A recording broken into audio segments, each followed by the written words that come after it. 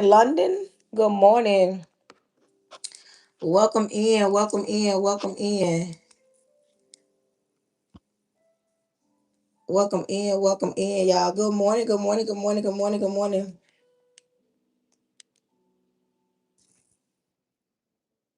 What are the things you did in your emerging adulthood phase 18 through 24? London, it was a lot of stuff I did, but could you be a little more specific? Like, what is it, some specific things you want to know? And baby, we can talk about it. But I'd rather you be more specific. You say emerging 18 through 24, like things like what? Because between 18 through 24, first of all, I just was getting out of high school. I had my first child at 21. So at 24, I was a mother. Good morning, good morning, good morning. So at 24, I was a mother. So between 18 and 24, I was a mother. But I still partied, I still make mistakes, I still, but if there is something specific you want to know, like be more broad. Like don't talk. You say 18, but there's a lot happening that time. I realized that I wasn't ready for motherhood, wasn't ready to be married. I don't want to create a reel. I said I want to go live. Good morning, good morning, good morning, good morning, good morning, Nikki. Good morning, good morning, good morning. Welcome in. Happy Saturday. Happy Saturday. Good morning, good morning, good morning, good morning, good morning. Welcome in, welcome in. Push this back a little bit. Welcome in, y'all. Welcome in, welcome in, welcome in. Good morning, good morning, good morning, good morning. Welcome in. We just getting started. Come on, y'all. Let's tap this screen. Let's tap this screen. Let's tap, tap, tap, tap, tap. Good morning, good morning. Happy Saturday. Welcome in, welcome in, welcome in.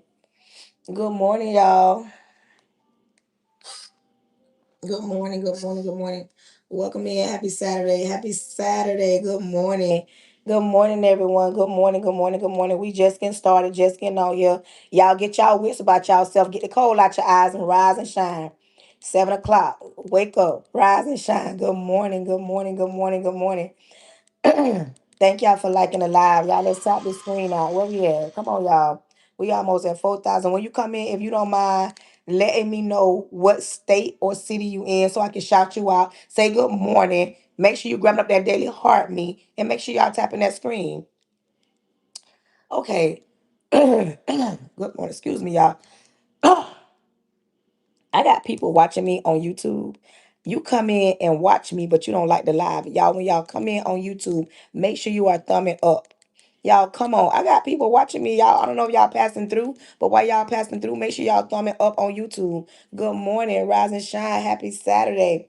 Iowa in the building. Thank you. Good morning, all. Good morning, little mama. Good morning. Good morning, Shalonda. Good morning. Welcome in. Happy Saturday. Happy Saturday. Happy Saturday. Welcome in. Welcome in. Welcome in. Welcome in. Welcome in. Let me push this back a little bit more. Good morning. Good morning. Good morning. Good morning. Good morning. Good morning. Well, happy Saturday. Happy Saturday. Welcome in. Welcome in. Welcome in. Good morning. Good morning. Good morning. Good morning. Reginald, good morning. Thank you for grabbing up your daily heart me. Good morning, good morning, good morning. Welcome in, good morning, good morning. Happy Saturday.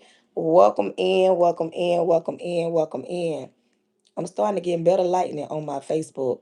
Good morning, Facebook. Good morning, YouTube. Good morning, TikTok. Y'all come on in, come on in. It's your girl. We just getting started. We ain't even got started yet. It's early in the morning. Well, not even early. It's 7 o'clock. And if you got small kids, your behind need to be up, not in that bed.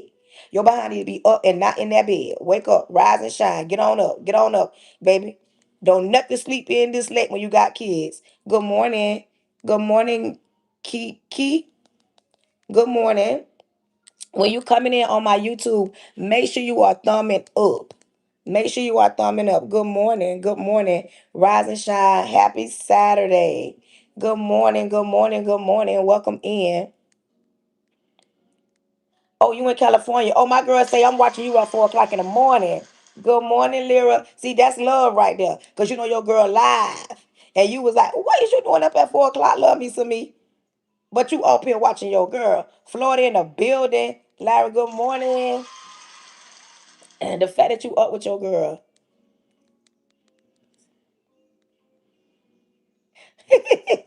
Good morning. Good morning. Happy Saturday. Good morning. Good morning. Happy Saturday. Happy Saturday. Good morning. Good morning. Welcome in. Good morning. Good morning. Good morning. Good morning. Good morning. Happy Saturday, y'all. Welcome in. Welcome in. Welcome in. Good morning. Good morning.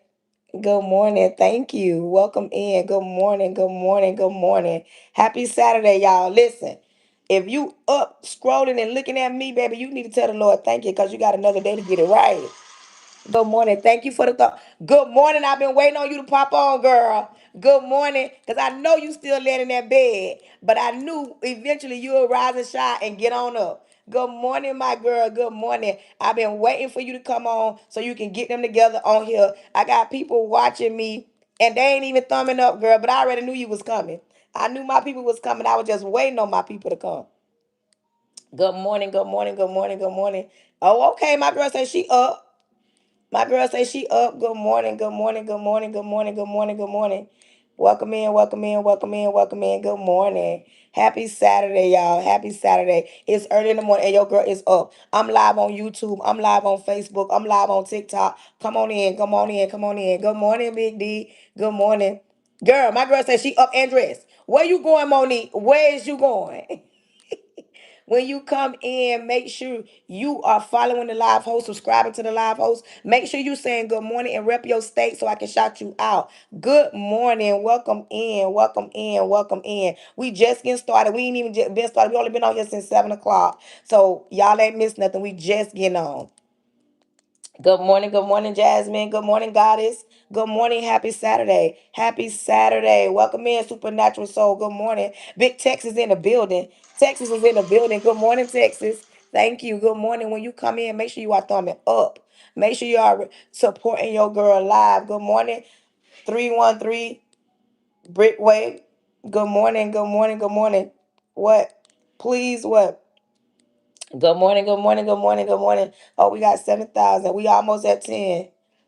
Y'all, if you are on my TikTok, please hold my nose down and share my live out to at least 10 people. And once you do that, you don't have to do it anymore. The entire live, I just want you to share it out to at least 10 people to let them know that your girl is live. Welcome in. Thank you for reposting the live. Good morning, Kimberly. Good morning. Good morning, Facebook. Good morning. Listen, say good morning. Don't be rude. Don't do that. Good morning. Good morning. Welcome in. Happy Saturday. Good morning, Facebook. Good morning, YouTube. Good morning, TikTok. Your girl live on 3 platforms right now. What's up? It's Saturday. Happy Saturday. Good morning, Mr. Real something. Real something. Good morning. Good morning, Mr. Real Air. Millionaire. Good morning. Good morning, y'all. Come on. My people, I ain't even got that many people on here. Y'all tapping the mess out this screen, getting us to 10,000 taps. Because y'all know when we get on to get to 10,000 taps, we don't hit the atmosphere that we need to be. We're coasting. Good morning. Good morning. Good morning. Good morning. Good morning. Good morning. Happy Saturday. Good morning. Don't be coming on my live talk about what. Say good morning. Y'all be so rude. Good morning. You don't get on my live and talk about what. Say good morning first.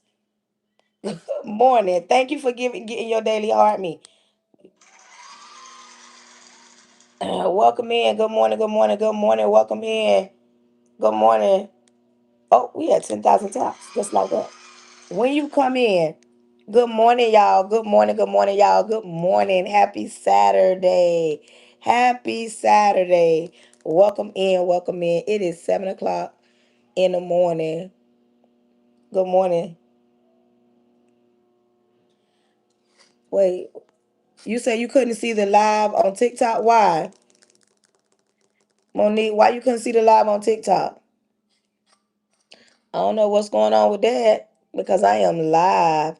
I need 12 different people this morning. Listen, I need 12 of y'all, 12 different people. Understand something. When TikTok give you a flash goal, you can give me however many you want, but I need 12 of y'all, 12 different people to give me an ice cream cone. It's only a penny. It ain't going to break the bank.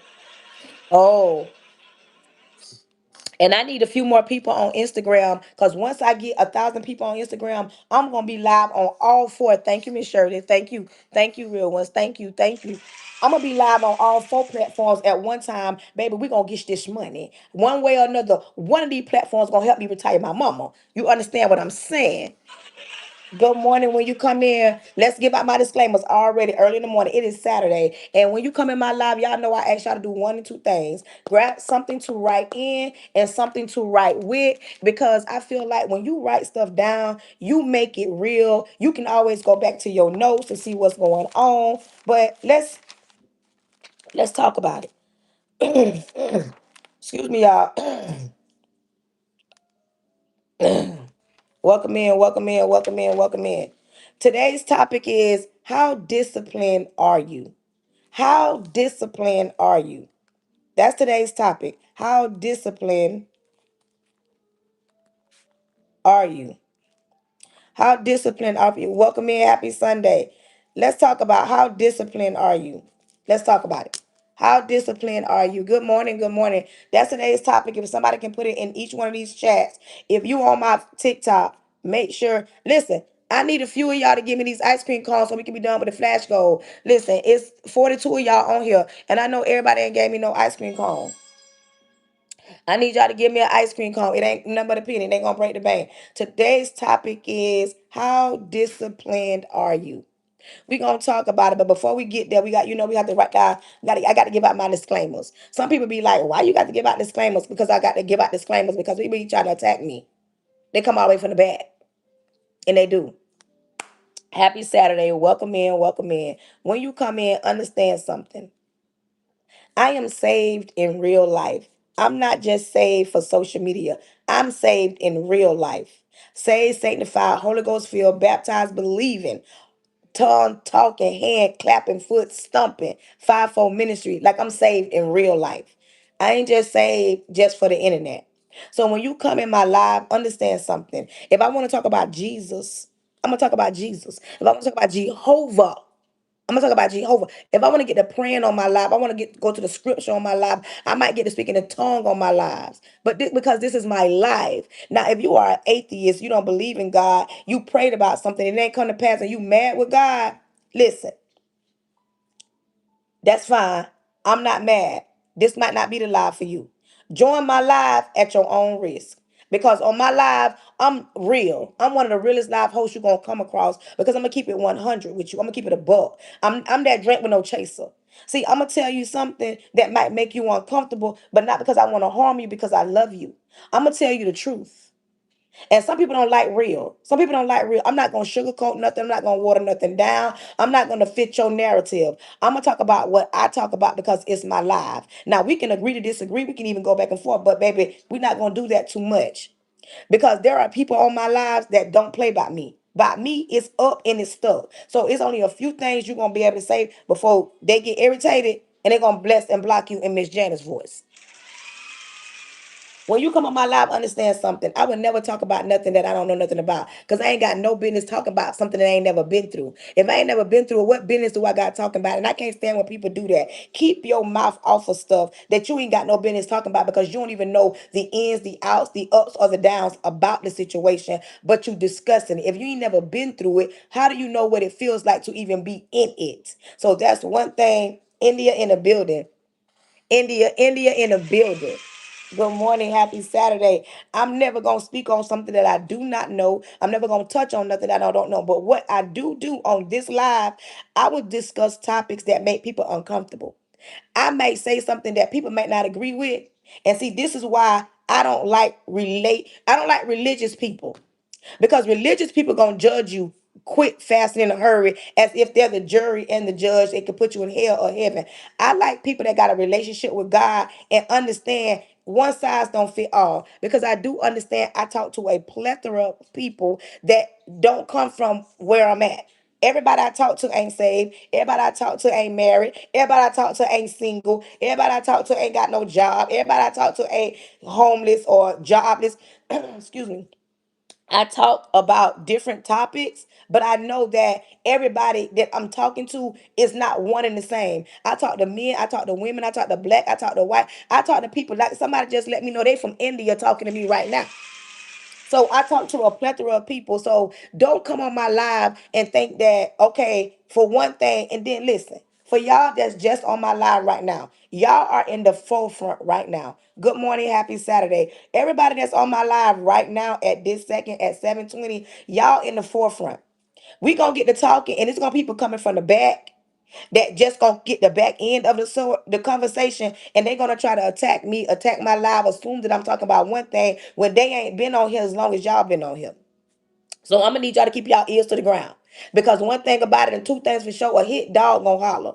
A hit dog gonna holler. Every time I get to talking about something that step on somebody's toes that ain't been on the live all morning, get on here and go to thinking I'm doing one thing, but it's not. So I'm gonna need y'all to have my back this morning. I'm gonna need y'all to have my back this morning. I'm an educator. I teach high school ELA. I don't like talking to my students all day. I teach them all day. A lot of my students find my lives because none of my pages are private, but I don't invite them to my live. But when they come, I still show them love and I ask that they be mindful. But I like talking to the adults. I don't like talking to simple minded people. I like talking to people that's open minded and open to hear something that goes down. I don't think I know everything. A lot of the stuff I talk about, it don't necessarily mean that it's me going through it, but or I'm been through it, but I'm very transparent. And if there is something that I want to talk about, welcome in, good morning. I would talk about it. And I'm very transparent. I'm very open about what goes on. I am not that type of person to think that I'm better than nobody because of what I do got going on. I like telling my testimony. I like telling my story. And if I can help one person smile today, if I can help one person get through some hard times, that's what I plan to do. On my platform, yes, I know. I'm not everybody cup of tea. When you get on my live, if you don't like the fact that I use my hands, you don't like the fact that I raise my voice, you don't like the fact that I am a woman of color, you don't like the fact that when I get to talking that I'm very passionate, baby, this might not be the live for you because I might aggravate you, rub you the wrong way, say something that you don't like. People get on my lives, they be stopping through behind about why you yelling because it's my live, and if I want to yell, I can. I don't mind to disagree, but you would not be rude, disrespectful. You would not attack nobody. You would not cuss nobody out. You would not say something that'll harm nobody because that's not the live I'm doing. That's not the type of live I'm doing. But when you come on, I do ask that you support the live. Listen, supporting my live is not gonna pay my student loans off. Supporting my live is not gonna pay my mortgage. Supporting my live is not gonna pay my car off. I'm asking you to support the live because it pushes me out to the algorithm. It allows me to reach more people. And I ask that you do. If you are on TikTok, I'm asking right now to grab up your daily heart me. I need 6 more people to grab that ice cream cone. It's only a penny. I ask that you tap that screen and share the live out to get more people here. Don't be gatekeepers. If you are on my YouTube, I see 20 people watching me. I'm asking, why do I only have 7 thumbs up? If you're watching me, I'm asking that you grab your thumb up and tap that screen, get them hearts fluttering. Let's go in the chat. Let's go. If you are on my Facebook, I got to get somebody on my Facebook to run the Facebook over here so people know that when they come in to grab up them stars to tap the screen, let me know that you are there. Because I don't know, for some reason on Facebook, it's harder to let me know. Or maybe you got to get a certain amount of people on Facebook to let them know. Because when I get off, I have people watching me, but I don't have nobody supporting me over there on Facebook. Okay, I don't have nobody watching me over there on Facebook. But good morning, good morning, good morning, good morning. Good morning, welcome in. Okay, Miss Cynthia's here. So Monique, yes, please, if you don't mind, go to my Facebook. Let's get that popping so people can come in. Excuse me, y'all. So people can come in and go to doing what they need to do. Everybody that's I know my people are on here. Could somebody put in the chat topic? How disciplined are you? If you don't mind, could somebody put it in the chat so it can be pinned? I need 6 more people on my TikTok to give me an ice cream cone. I need 6 different people. I need everybody that could write it down in the chat. Tennessee in a building. Welcome in, welcome in, welcome in. I hope I said everything. I hope I said everything. Thank you, thank you, thank you, thank you. Oh, Monique on here. I didn't know you was on here, my girl. Good morning. I didn't know you was on here, girl. Thank you. Everybody, okay. My people over here on Facebook, make sure you put it in the chat. The topic is how disciplined are you? So that they can know to grab up the stars. Put that in the chat to let them know. Put your stars. Baby, I got mine on every platform. Welcome in Jesus and Lynette. Good morning. Good morning. Thank you. Thank you, Sister Mud. Thank you. Baby, I got them on here. You hear what I say? Okay. Let me know. Thank you, D. But I got people on each platform jumping off on a platform to let people know that I'm live. So when they come in, they can understand the assignment. Oh, I love my crew. Ah! Y'all, this my squad. Y'all, I get so excited because my people is here. Do you hear me? I got my people on TikTok holding it down. I got my people on Facebook, YouTube holding it down. I got my girl over here on Facebook letting them know when they come in. Listen, listen. If you ain't got nobody got your back like me, I don't know what y'all doing. If y'all ain't got nobody that got you holding y'all down like my girl's holding me down, baby, I don't know what you doing. This a whole squad. I love it. I love it. Good morning, good morning, good morning. Welcome in, welcome in. Thank you. My girl, it don't even matter if you're the only one on there. Send them hearts up so that when people do come, you know what I'm saying? Welcome in, welcome in. Listen, now, with all that being said, we're going to get ready to pray so we can jump off. Today's topic is how disciplined are you? Happy Saturday. Welcome in, welcome in, welcome in. Repent of all my sins, Lord Jesus. I come to you humble. Thank you in advance for choosing me to be the person you chose to speak to your people. Lord, cover me from the top of my head to the sole of my feet. I plead the blood of Jesus over the airways, over my husband, over my son. I cancel any following spirits, any monitoring spirits, any jumping spirits, anything not sent by you. Excuse me.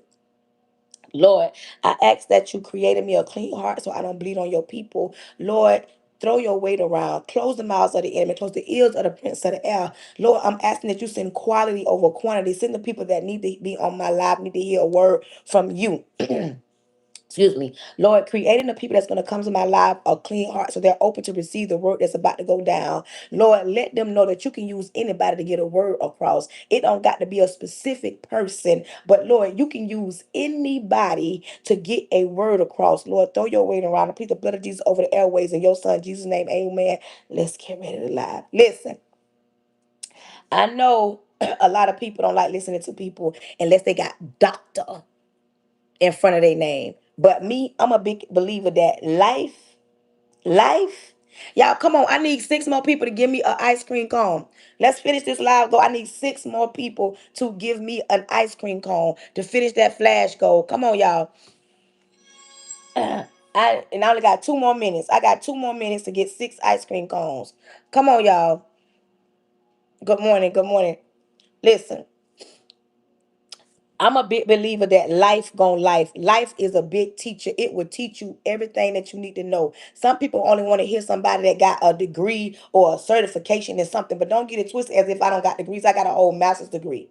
Don't get it twisted that I ain't certified. I'm a certified life coach. So let's not get it twisted. I have a whole book written, and the name of my book is called 3 Years Too Long. The name of my book is called 3 Years Too Long. The link is in my bio. So if you are interested in that, make sure you click the link in the bio and go to that. So, and everybody in my chats, all my mods, make sure y'all put that in the chat to let them know that I have a book that's in the bio. All they got to do is click the link in the bio. So that way they'll be able to find it. Keep that going. Let them know. And I am a certified life coach. I do one-on-ones. But listen, don't get it twisted. It does cost to do the one-on-ones. But let's get to it. Good morning, Alicia, Aisha, J, Aisha, J. Hey, Juicy, good morning. Listen, today's topic is how disciplined are you? Now, this might rub somebody the wrong way, but I don't care. Come on, y'all. I need 5 more people to give me an ice cream cone. I know this flash go almost over. I need 5 more people to give me an ice cream cone. I only had 2 minutes, so I know it's almost up. Thank you, thank you, thank you, thank you. I already know. Now I need 4 more people. Um, what happened?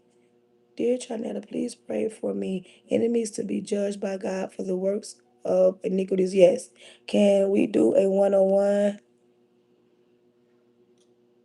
Billy. If you're being rude and disrespectful, you finna be blocked on my live.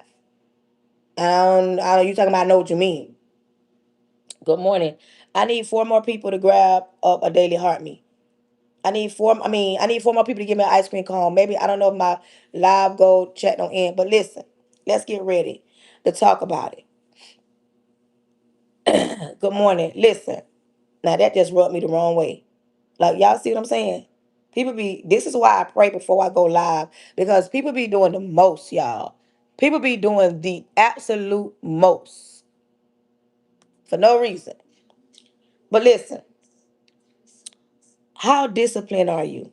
Now, yesterday was Friday, and I know a lot of y'all got them text messages that said WYD, what you doing?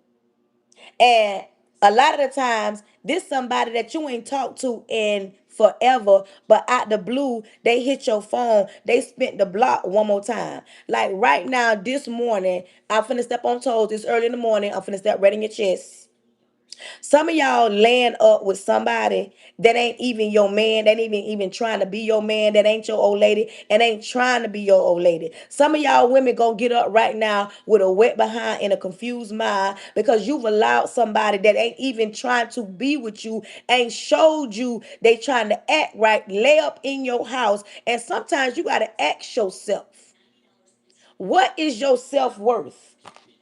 Like, high as eggs is, high as gas is, you mean to tell me you got somebody in your bed, in your house, that spent the block and you feel like, oh, he got to like me because he spent the block. Just because somebody spent the block, that don't mean they like you. Just because y'all got kids together, that don't even mean that you need to be somebody's sneaky link.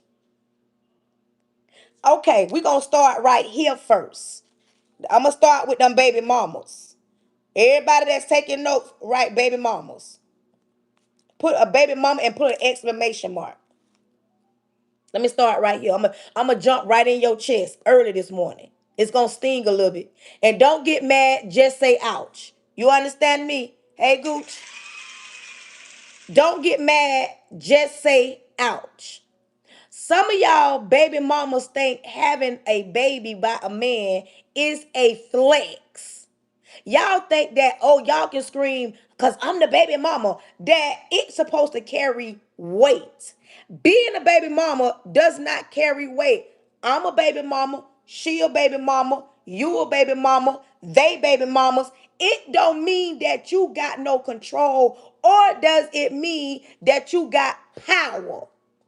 You don't have no power, and you don't quit walking around that you can throw your weight around and you can say what you want to say and handle somebody how you handle them because you have a child from a man. Some of y'all laying up or done laid up with y'all baby daddy all night long. He got a whole old lady on the other side of town, but you let him come through last night because he text you out the blue, or he had not been hanging out and he felt like he wanted to smell you and deal with you, and you allow him to come through because you feel like if I keep dealing with him, I have a possibility. It's a possibility that we can get back together. I'm here to tell you, if y'all ain't got back together all this time, y'all are not getting back together. He only spins the block because you allow him to spin the block. He only spins the block because you a weak link. He get up. I don't care if he stayed out all night with you and his girl was calling that phone all night and he's laid up with you. He laid up with you not to be with you. He laid up with you because you allowed him to. And when it comes down to the kids, he don't even do half of a job the way he flipped you, tossed you, throwed you all around last night, bent you up like a pretzel. He ain't attentive to the children like he should be, but he's attentive to you and he attentive to your body. Some of y'all want to do that so that you can get on the phone right now with your girl and say, girl, This how it goes. And I'm stepping on somebody's toes because you ain't got no business still laying up with your baby daddy. I don't care because y'all got kids and I'm gonna hurt your feelings this morning. Get on up. You stop by my live, and if this you say ouch, don't get mad. This is how it went down last night. He text you talking about, baby mama, I'm coming over there tonight, baby mama. I'm gonna need you to do that thing you always do, baby mama. I need you to do this, baby mama. All day long, it's been baby mama, baby mama. This was yesterday, baby mama, baby mama, baby mama. The text coming through, baby mama, baby mama, cause it's my live, baby mama, baby mama. That's all it's been. Texts going back and forth all day long. He ain't asked nothing about the kids. He ain't making sure the kids eat. He ain't making sure the lights stay on. He ain't making sure that the kids got shoes. He ain't making sure you keep gas in your car. He ain't tending to none of the kids' needs. But all day long, it's baby mama, baby mama, baby mama. Okay. Now, last night, he don't came through, and some of them either still in your bed or some of them just got up. Thank you. Some of them just got up and went home. They got a whole nother relationship going on. I bet you all night that the other chick been texting that phone, been calling that phone. He probably put it on D&D. He probably hung out, probably take a little sip, probably, feeling good and felt like he want to deal with his baby mama. Because today's topic is, how disciplined are you? And this is for the baby mamas. That's why I'm starting here. Some of y'all still creeping with your baby daddy. Ain't that something? How you a baby mama, but you creeping with your baby daddy? How you become the side chick? Okay, let's finish talking about it. Now you on the phone, then you on the phone with your girl. How about my baby daddy came through last night? Girl, my baby daddy flipped me every which way but loose, girl. Baby, we got down and through there last night. Do you hear me? Girl. And how about Keisha was calling him? Keisha was blowing his phone up. Girl, he kept hitting the end button. Girl, he eventually took the phone off. He said he didn't care because he was going to be with me tonight. Girl, he just leaving. Girl, I don't care nothing about Keisha. Cause he still smelling like me. This is where I lose some of y'all at. Cause some of y'all not understanding, he's not been in the block because he respect you. He's not been in the block because he like you. He's not been in the block because he love you. He's not been in the block because he's trying to get his family back. He's bending the block. He's bending the block because you are a weak link. He's bending the block because he knows that as long as he put it in your life, you ain't gonna put him on child support. You ain't gonna you don't care if he come through and take care of the kids. Long as he put it in your life, you are okay with a piece of a man.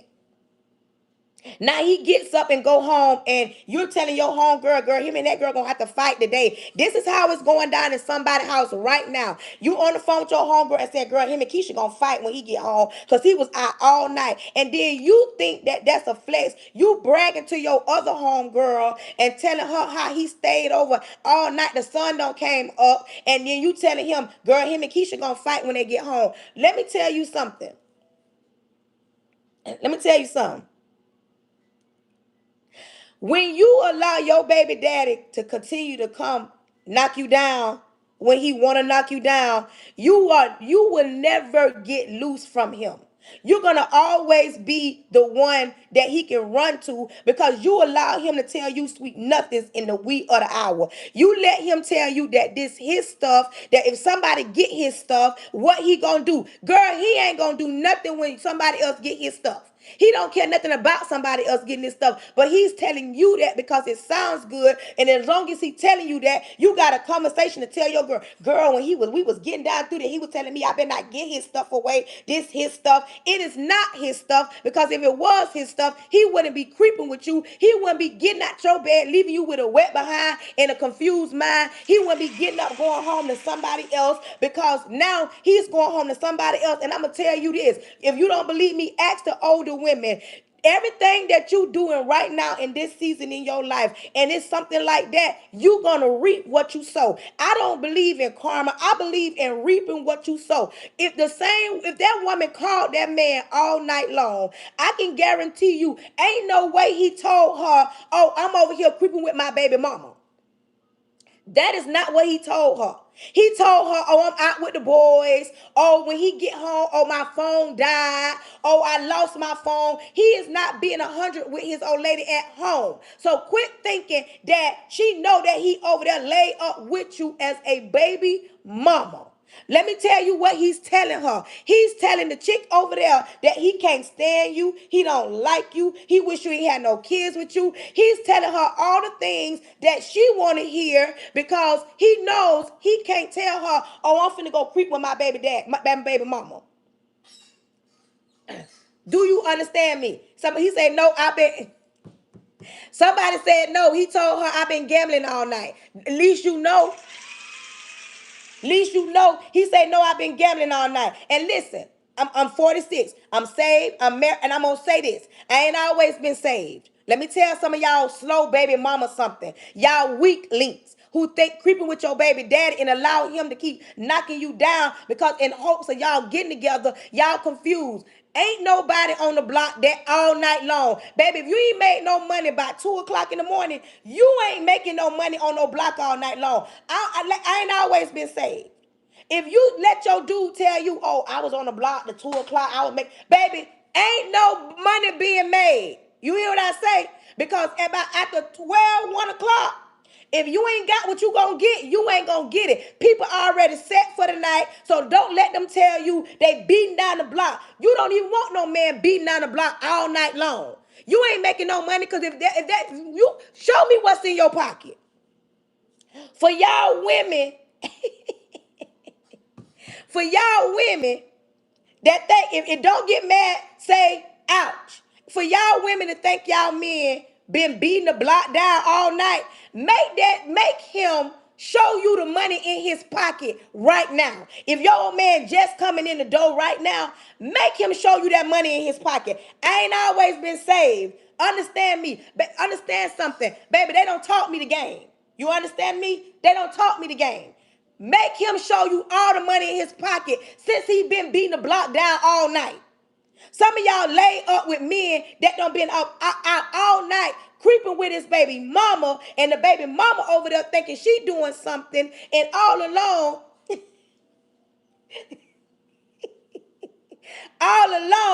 all he doing is leaving her with a wet behind. Good morning, Charles. With a wet behind and a confused mind. And then you and the chick that he dealing with, y'all got beef, and y'all, good morning, Rose. Hey, good morning, Rose. I ain't seen you in a minute. Good morning, happy Saturday. Soon as you dealing with your baby daddy, you listen. Your baby daddy ain't coming back. You laying up with him ain't gonna make it better. It ain't gonna make it easier. It ain't gonna allow him. It's not gonna make him change his mind about being with you.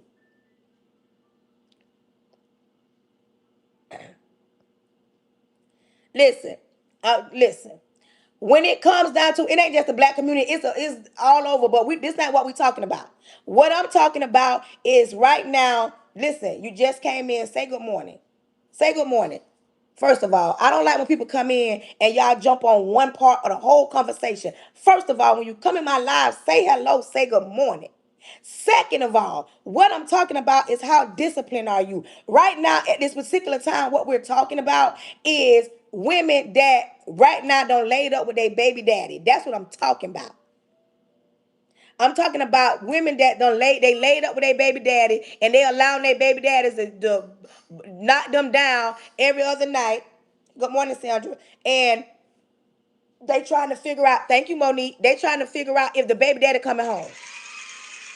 And if you a homegirl, allowing your homegirl to call you and tell you that her baby daddy just came and knocked her down all night, you weak and she weak too. And I said what I said. She weak and you weak. How disciplined are you? When you and your baby daddy separate, in the beginning, okay, y'all trying to figure out are y'all done or y'all stand together. And if you separated from your baby daddy, understand this. Y'all ain't separated because he was a good dude and you was a good woman. Sometimes all y'all got is a child. It don't mean that you a bad person. Thank you. It don't mean he a bad person. It just means that you're not meant to be together as a whole. Good morning, North Carolina. Welcome in, welcome in. Listen. It just means that y'all shouldn't be together as a whole. It don't mean neither one of y'all bad people. Y'all just not good for each other. But what I'm tired of seeing is women, baby mamas especially, crash out when they baby daddies creep with them.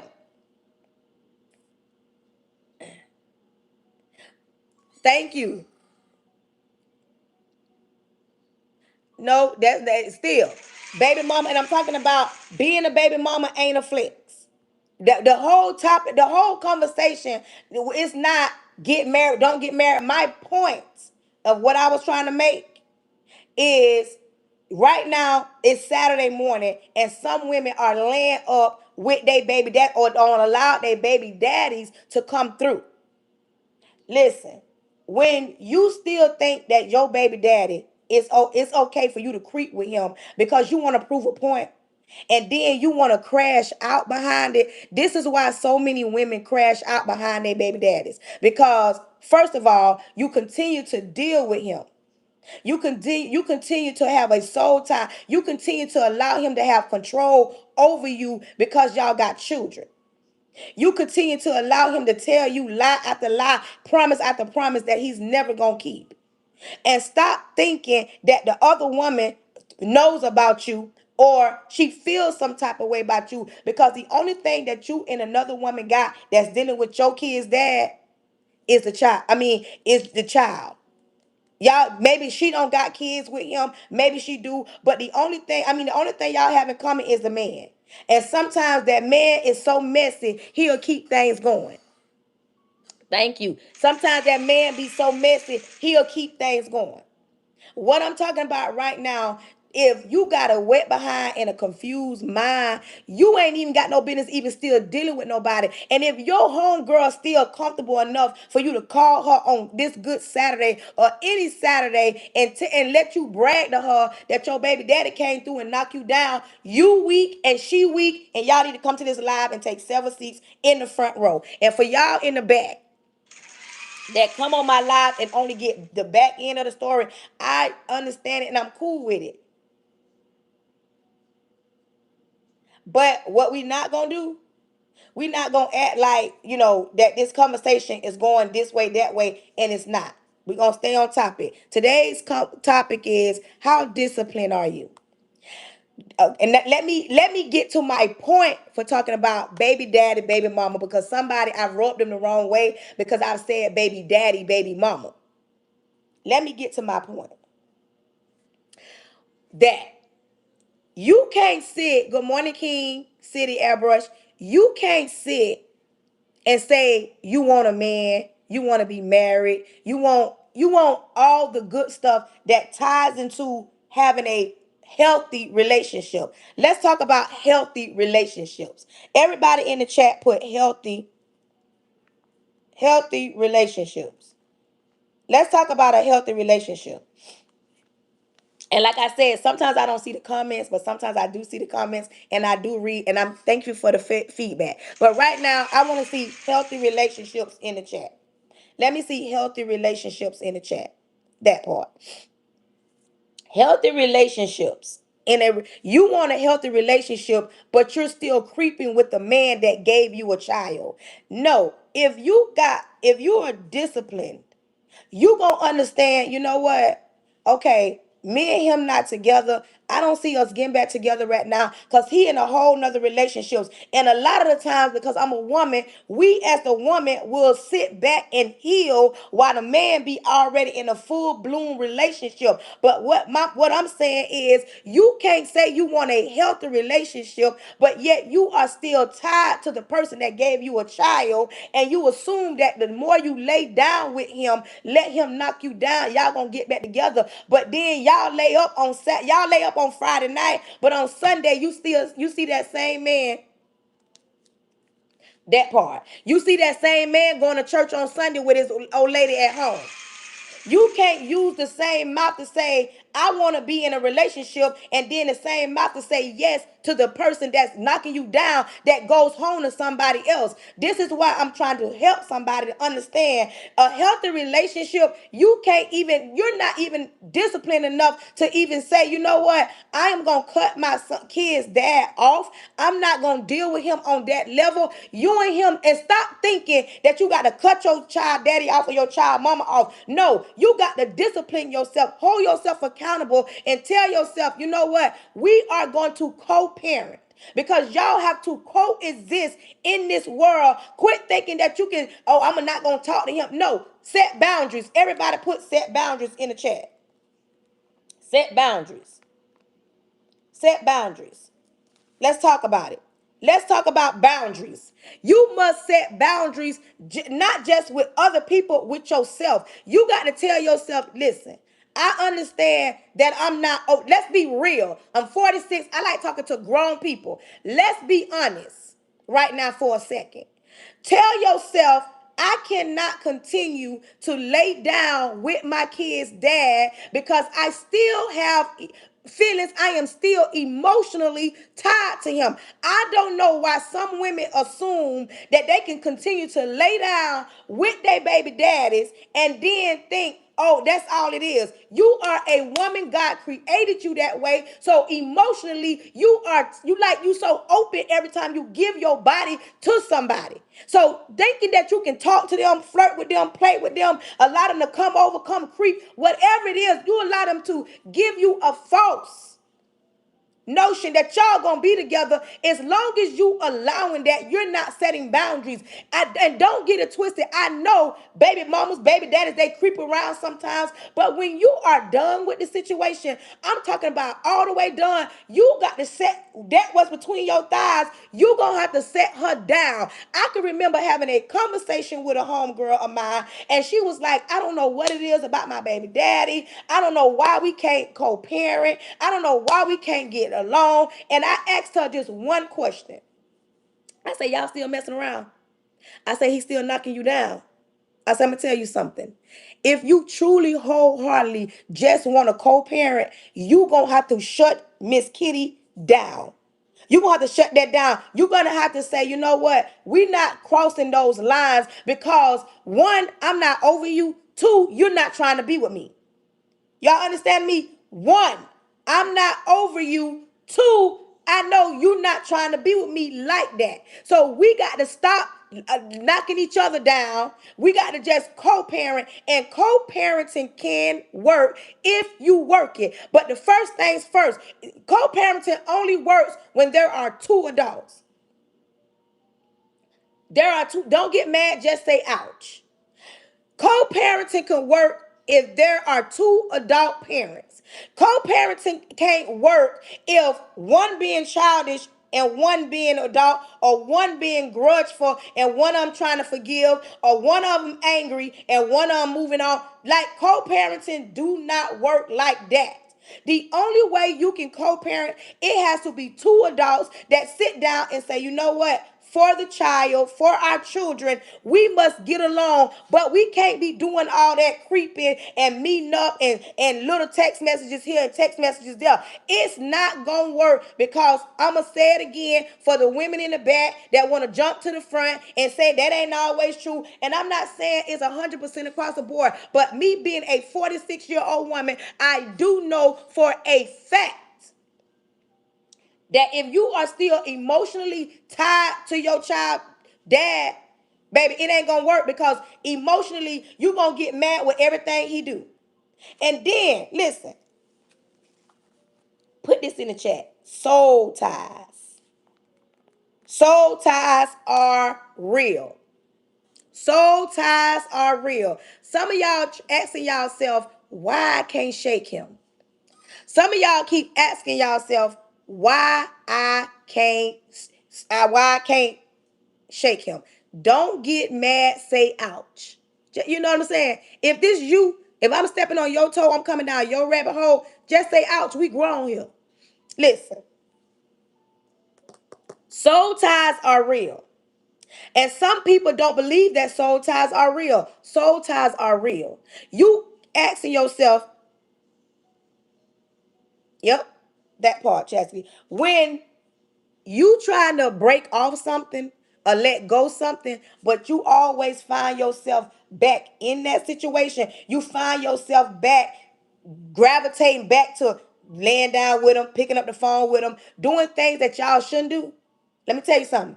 When people walk around here and say, "Oh, they been the block because I know my stuff good. Oh, they been the block because they ain't never had a woman like me. Oh, they been the block because," no, baby, it's a soul tie. And not all soul ties, period, ain't no good thing. Because once you tie yourself to somebody, sometimes it's hard to break. And especially when it ain't no good, especially when it's toxic. Some people we like, we got a toxic relationship. What toxic is good? Tell me one toxin that's good. Tell me whenever you ever have ever heard anything that begins with toxin to be good. So if you're in a toxic relationship, understand that is not healthy. Ain't no boundaries being set, ain't no respect being made, and this is why a lot of people be want to crash out. You thinking that you crashing out because you love them. No, you are crashing out because now at this point you are chemically imbalanced and you're a little bit confused. And this is why I said what I said this morning. Somebody laying up right now with a wet behind, thank you, and a confused mind. Thank you, pineapple. That's why I say that.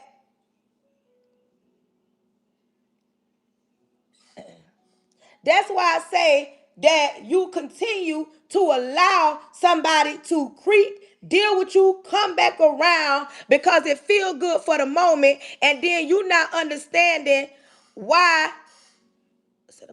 You not understanding what is going on when it comes down to. Let me get me a swan. When it comes down to you. You still dealing with this person and you can't shake them. And then you be ready to crash out because he don't came through and he don't put it down on you. And listen. And this for my women in the back. Let me tell y'all something real quick. God created you a woman. Period. And I said what I said and I ain't taking it back. Y'all, some women be assuming they can do what a man can do. Uh-uh. Men, do I have any men on here? Do I have any men on here? Men can knock 7 different women down and don't like that. Thank you, Gooch. A man can knock 7 different women down and don't like not nail one of them. Am I right or wrong? That part. They can knock 7 different women down and not nail woman. Not nail one. Us as women, we go to dealing with 1 or 2. Now we in love. Hey, Boo Bell. Now we in love. A man, this is what I'm talking about when a woman say, "Oh, I'ma just go over there, deal with him like this, and I'ma get up." Soon as you lay down with him, now you think that's your man. Now you think that's your man. A man can lay down and not care nothing about you, get up and go by his day. Us as women, we are built emotional creatures. So now we don't lay down with him, and you think that, oh, I could deal with him. Deal with the same man every day, all day. Get on the phone with him, text him all day, interact with him. Now you got feelings for him, but you walk around here talking about, I'm like a man. You're not like a man. You're not built like a man. Because emotionally, you tired. Somebody say, how do I share this live?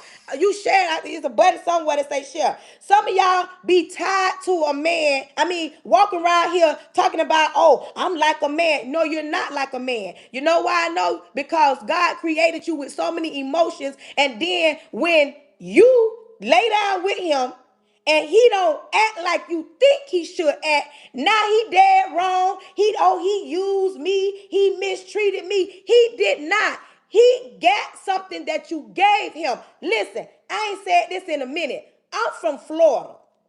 And we have a rapper called Plies. Y'all heard about him. And Plies talk about how in his city, they dropped the ski. And when you drop the ski, and I ain't saying we just walk around here in Florida do that, but when you drop a ski, that means you gonna give it to them or they gonna take it. You understand me? So if ain't nobody dropped the ski, ain't nobody took nothing from you. You gave it to him. Now you're mad because he's not acting how you want him to act. Don't get mad. Just say out. Now you gave it up. Now he not calling you. Now he not texting back. Now he not coming through. You might not hear from him not one more time until round by the 15th of the month. And then when you do hear from him, he make you feel so good. You like, girl, oh, he don't spit the block. He don't call me back. He's calling you back. Let me tell you why, ladies. I'm going to hurt your feelings. I know, but I love you. You know why he coming back? Because you probably got some good stuff. You probably got some good stuff.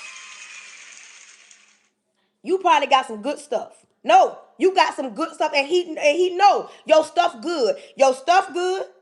Your house clean. You gonna have some food in there. He gonna flip that TV. It's some AC. Like he knows that what he's gonna get when he deal with you, he knows what he gonna get when he deals with you. You understand me? Or your husband. We ain't talking about that.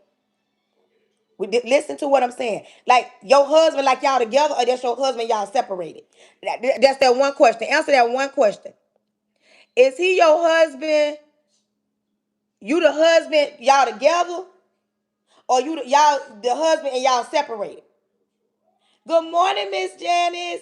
That's what I need to know. Are you when you say husband, y'all together or y'all not together? Y'all together. Okay, listen, we talking about a dude. Girl, you don't make me. What I'm talking about is when you dealing with somebody that's not your dude. That's what I'm talking about. When you dealing with something that's not your dude. Okay. Yeah. I'm talking about when somebody not your dude. That's what I'm talking about.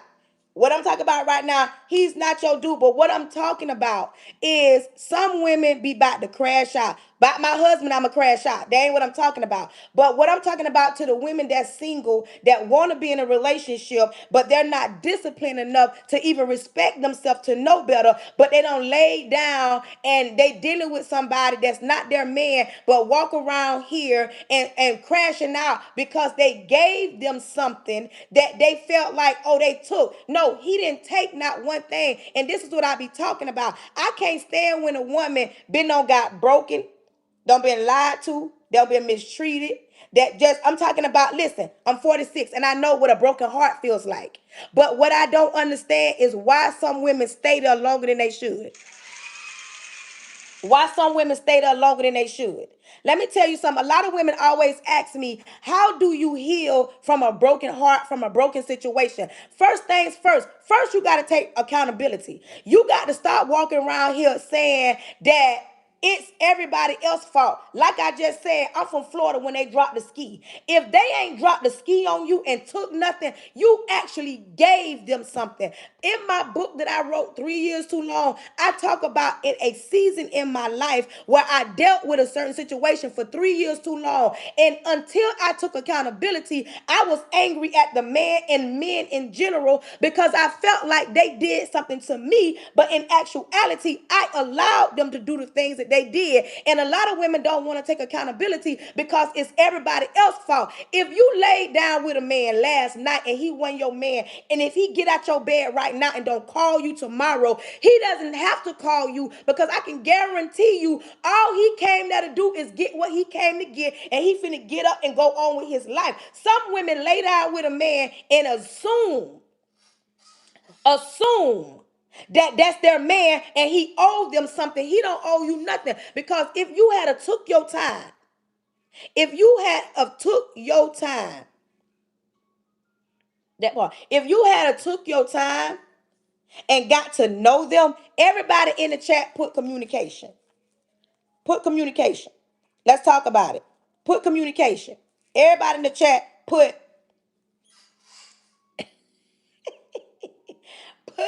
communication.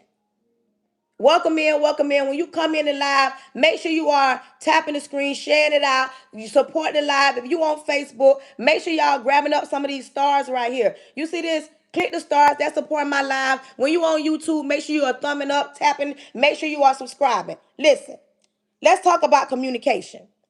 Too many people crash out about some piece of man or a piece of woman that don't belong to them. If you as an adult, listen, all my adults come to the front, sit down, be quiet. If you are an adult, I'm gonna need for you to start having adult conversations. You know why? Because if you have adult conversations, all that crashing out that goes on, all that misunderstanding that go on, all that falling out with people, not speaking to people, mad with people, jumping on in their inbox, getting on social media, thinning, improving, all that busting out windows, flattening tires, knocking on doors, all that could be avoided if y'all had conversations. If y'all have conversations, if you communicate what you want, what you don't want, what you looking for, way before you get there, I'ma say this before I go on. It be the loneliest that put me in temptation every time. Thank you for sharing that. Thank you for sharing that. Listen, we're gonna talk about that. We're gonna talk about being lonely. I'ma say this. All my adults come to the front. I'ma say this in the most respectful way. God created X. God intended for you to have X. You understand me? He intended. I'm talking about that big God that blesses you. He intended for you to have X. Because he intended for us to recuperate. We gonna reproduce. We supposed to reproduce. So God created it. Some people have used it for evil. Some people use it for good. So we're gonna get that out the way. But if you have an adult conversation and take your time, you ain't gonna have to be looking at that phone seeing if he gonna call. You ain't gonna be looking at that phone seeing if he gonna text. You ain't even gonna be worrying or questioning what y'all got going on. The moment you have to ask somebody that you dealing with, you don't lay down with, what it is that y'all got going on, what y'all doing, at that particular moment, I'm gonna need for you to get yourself together and go on home and focus on you. I'm 46. I'm telling you. The moment you deal with somebody on the level that y'all cross that thresh and y'all lay up with each other and you have to question what y'all got going on, I'm going to need for you to get yourself together and focus on you because this is the point of no return. I'm going to say this too. I'm going to step on some of y'all toes, but I'm going to tell you the truth and I'm a woman and I know this. Men want one thing.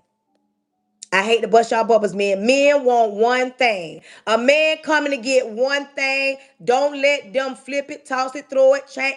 They come to get one thing. That part. Thank you. Thank you. I'm so glad somebody older on here. A man come to get one thing.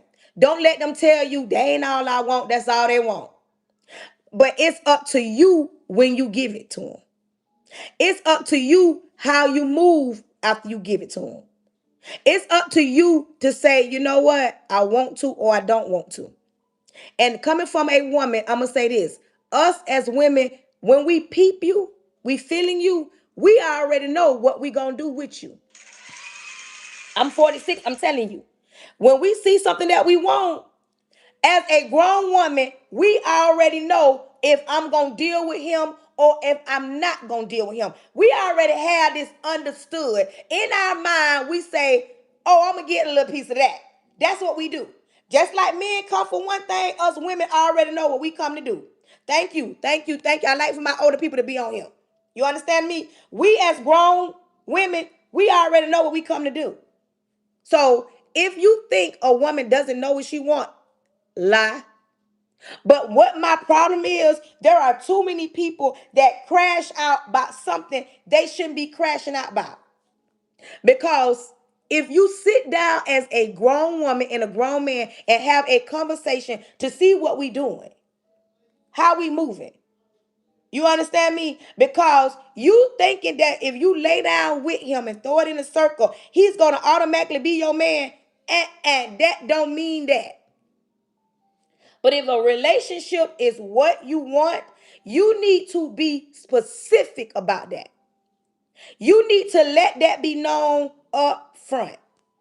Cause you know why? When it comes to a grown man gonna let you know. Cause I don't know no grown men that don't know what they want. And grown men ain't around here settling. It be us women settling for less than what we deserve because we feel like, you know what, he got potential. Don't let potential or loneliness, let's talk about it. Don't let potential or loneliness put you in a position where you settle or you go backwards or you have a weak moment in your life. This is why the topic is, how disciplined are you? Yes, loneliness is a dangerous thing when it comes to a woman.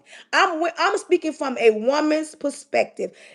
Loneliness will have you doing things that you would normally not do if you was in your right mind. Loneliness will have you letting the person that broke your heart, lied to you, mistreated you.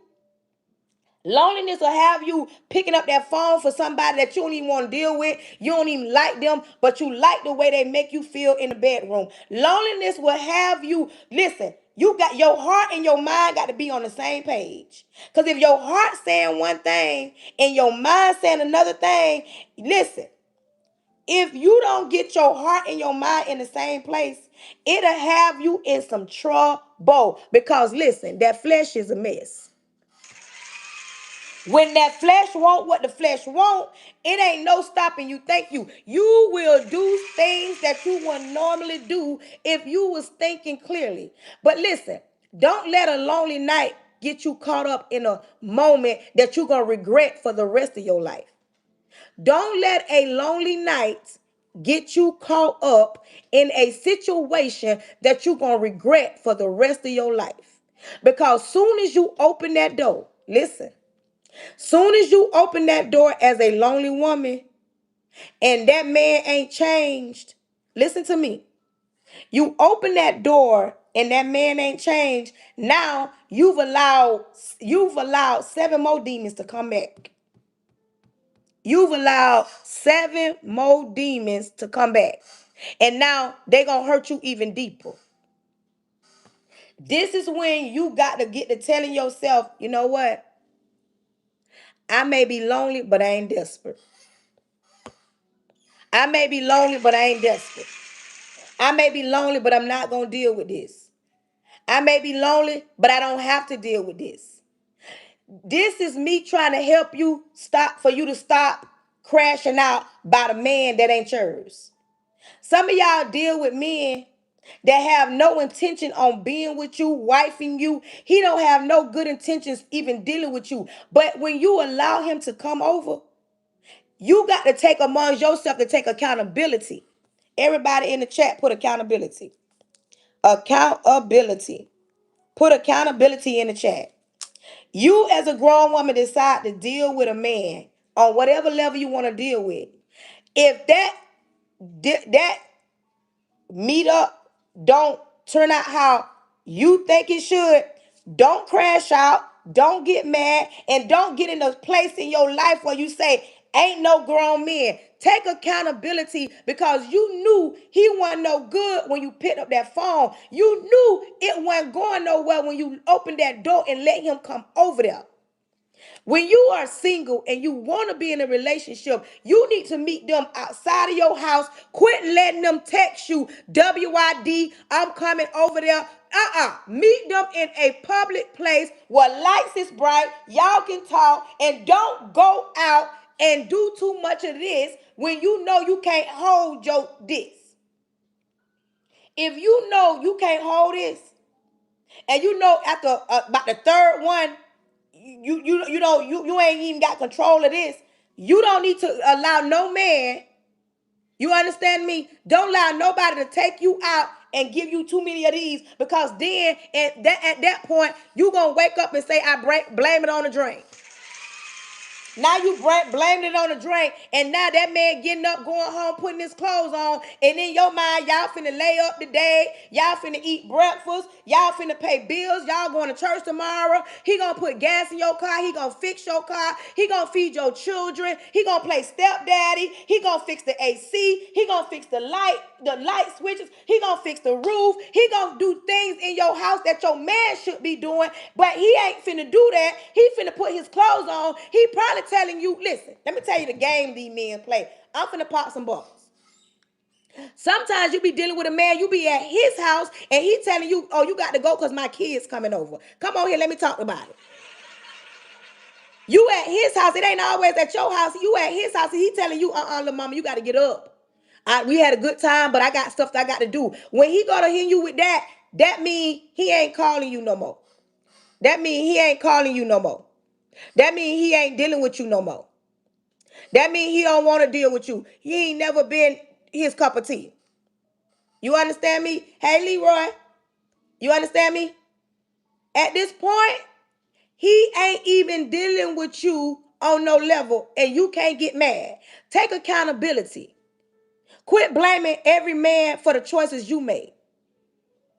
And what I'm saying is, how disciplined are you? Let's get off relationships. We're going to get off relationship. We're going to put a pin in that. I'm going to let y'all calm down because some of y'all probably mad with me right now. But good morning. Happy Saturday. Shalom. Shalom. Listen. Good morning. Let's get on account of, how disciplined are you? We're talking about how disciplined are you. And if I say something that fits you, put that shoe on and wear it. Quit being a coward. If it's you I'm talking to, just say, ouch, don't get mad, just listen. But listen, we finna get off that and talk about money. Thank you, Little Bell. We finna talk about money. How disciplined are you? How many people want to be in a different tax bracket? Everybody in the chat put different tax bracket. Different tax bracket. Everybody should want to be in a different tax bracket. And if you don't want to be in a different tax bracket, you ain't got no business on my live. If you don't want to be in a different tax bracket, you ain't got no business being on my live. Listen, how disciplined are you? A lot of people talk about what they want to do, but ain't putting no work in to do it. First things first, you want to be in a different tax bracket. You got to first get financially literate. Literacy. Literate. You must be financially. Learn financial literacy. Financial literacy. Financial literacy. You understand me? Financial literacy. First things first. First thing you need to do, because I want to know how disciplined you are. You need to get a paper, just a single paper. Just a single paper. You need to make a line down, and you need to make a line across. Because you're going to add some more lines. You're going to add some more lines. This first things first. How disciplined are you? How bad you want it? Then, first things first. And me and my people, we did this in January. But I'm just talking.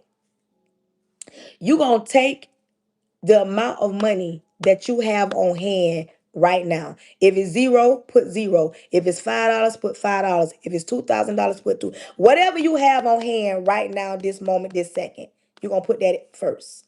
Second, you going to write down the money that you make for the whole month that comes in your house. If you get paid every week, you're going to calculate it. If you get paid every 2 weeks, you're going to calculate it. If you get paid the 15th and the 30th, you're going to calculate it. Whatever it is, if you get Social Security, whatever it is. And we ain't including no income tax because that's not money you get every month. That's something that you get once a year. But the money that you bring in right now, if you want to be like you so disciplined and you want to know how you gonna get on track when it comes to money, we already said two things. Write down the money you got on hand. Two, write down what you bring in. Okay. The next thing you gonna do, you gonna calculate all your bills Every bill in your house, I'm helping somebody right now.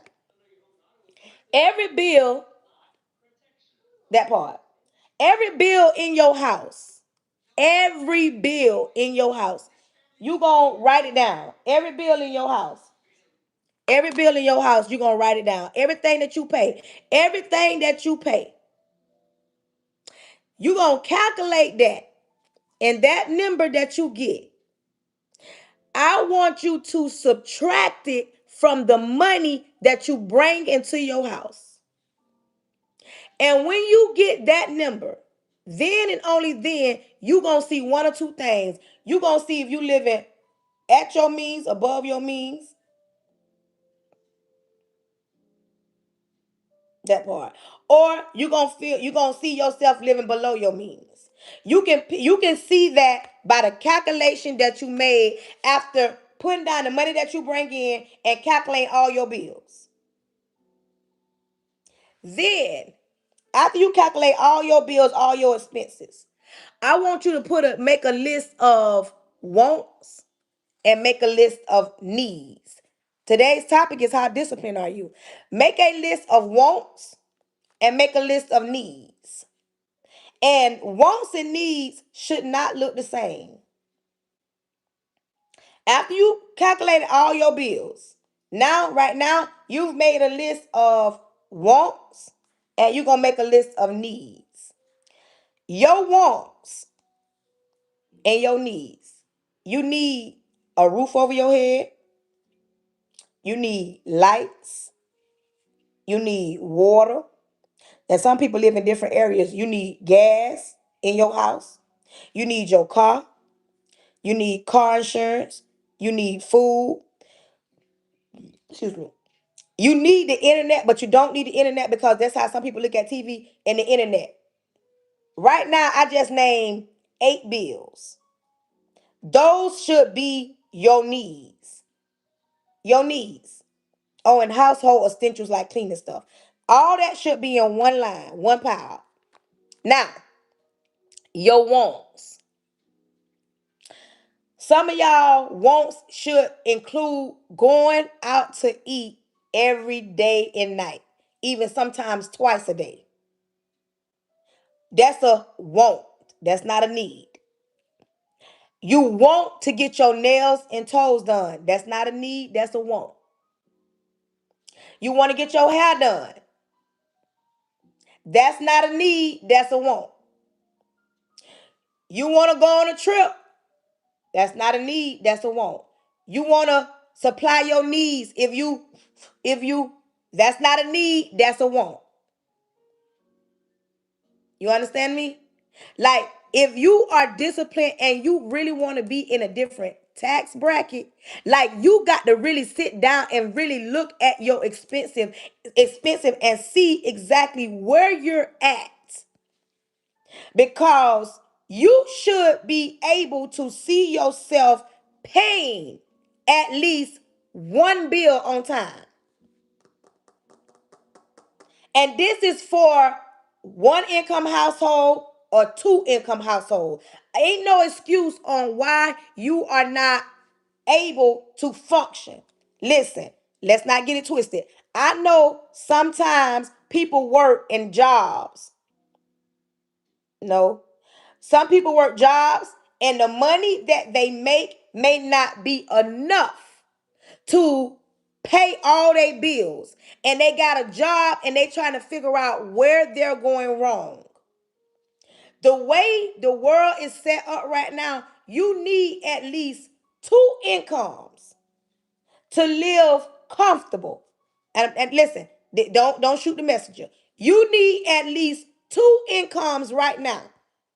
How is gas is, how is eggs is, food is, everything went up this year. Everywhere, listen, people be thinking because they live on this side of the world or they live over here or they live in a gated community, they live on Capitol Hills, they live in a project, like things ain't across the board the same. Everybody has had a financial question on something because You used to be able to put a certain amount of gas in your car. The last few weeks, baby, gas almost $5.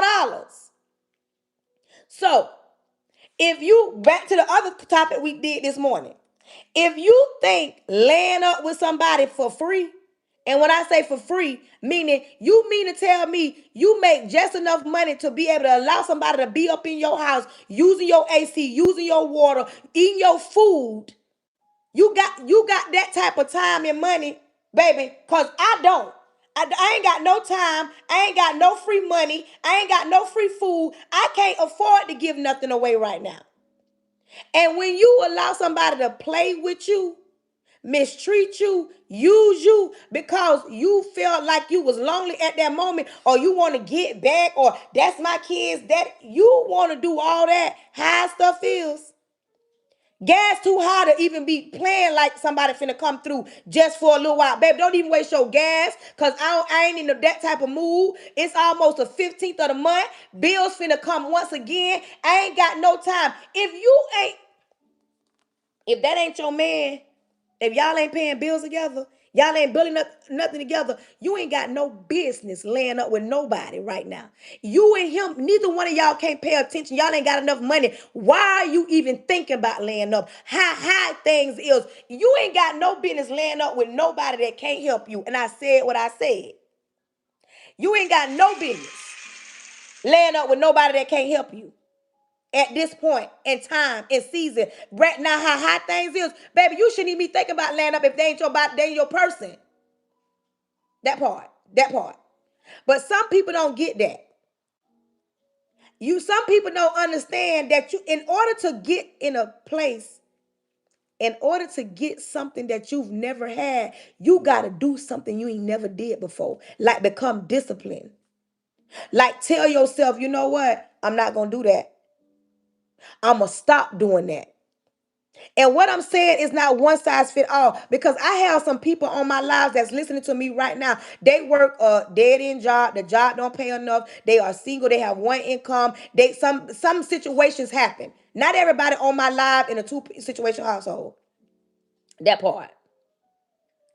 Not everybody is in a situation. And even if you in a two income household, listen, stay humble. Everybody in the chat put stay humble.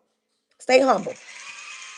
Put stay humble in the chat. Listen, if you taking notes, you writing all this down. Stay humble.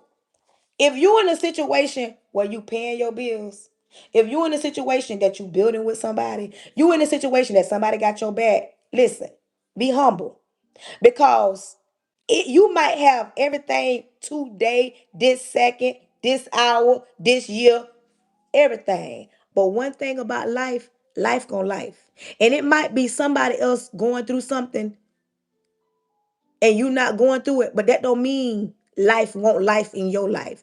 What I got going on, y'all might not have going on. What y'all have going on, I might not have going on. But never forget you. Never forget that at a blink of an eye, life can change. What I'm talking about right now, what I'm preaching about is how disciplined are you? How bad do you want it? That's the question. How bad do you want it? How bad do you want to be in a different tax bracket? How bad do you want to be? You want to break generational curses? How bad do you want to love you? How bad do you want somebody else to love you and respect you and come through for you and have your back? How bad do you want it? First things first, you got to work on you.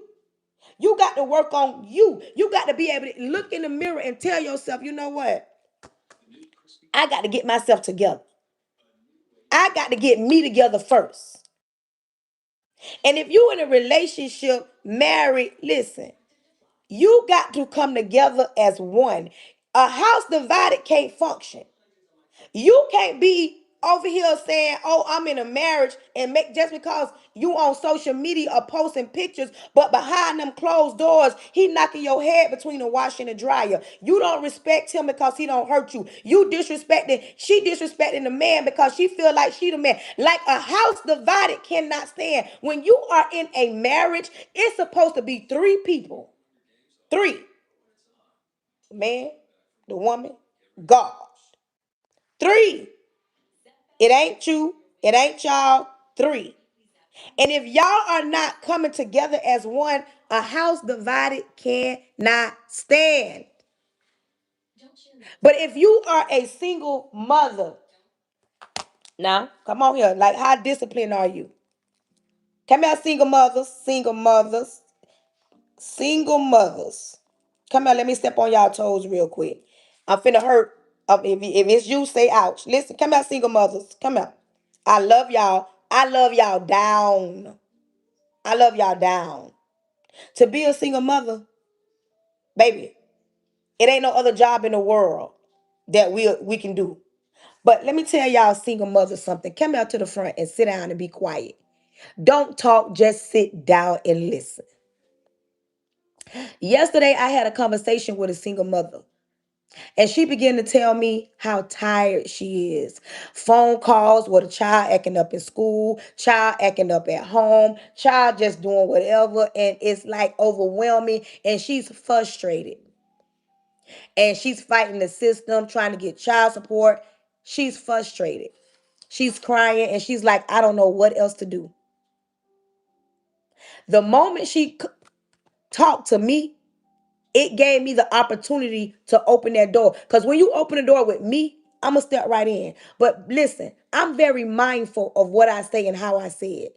By no means if I was trying to attack her. And single mothers, I'm not trying to attack you right now. But I'm finna get y'all together. The same way I got her together. If your kid's dad, your baby daddy, kid's dad is functioning in this world, not clink clink, not in hell, it is his responsibility, even if he don't want to be responsible for the child.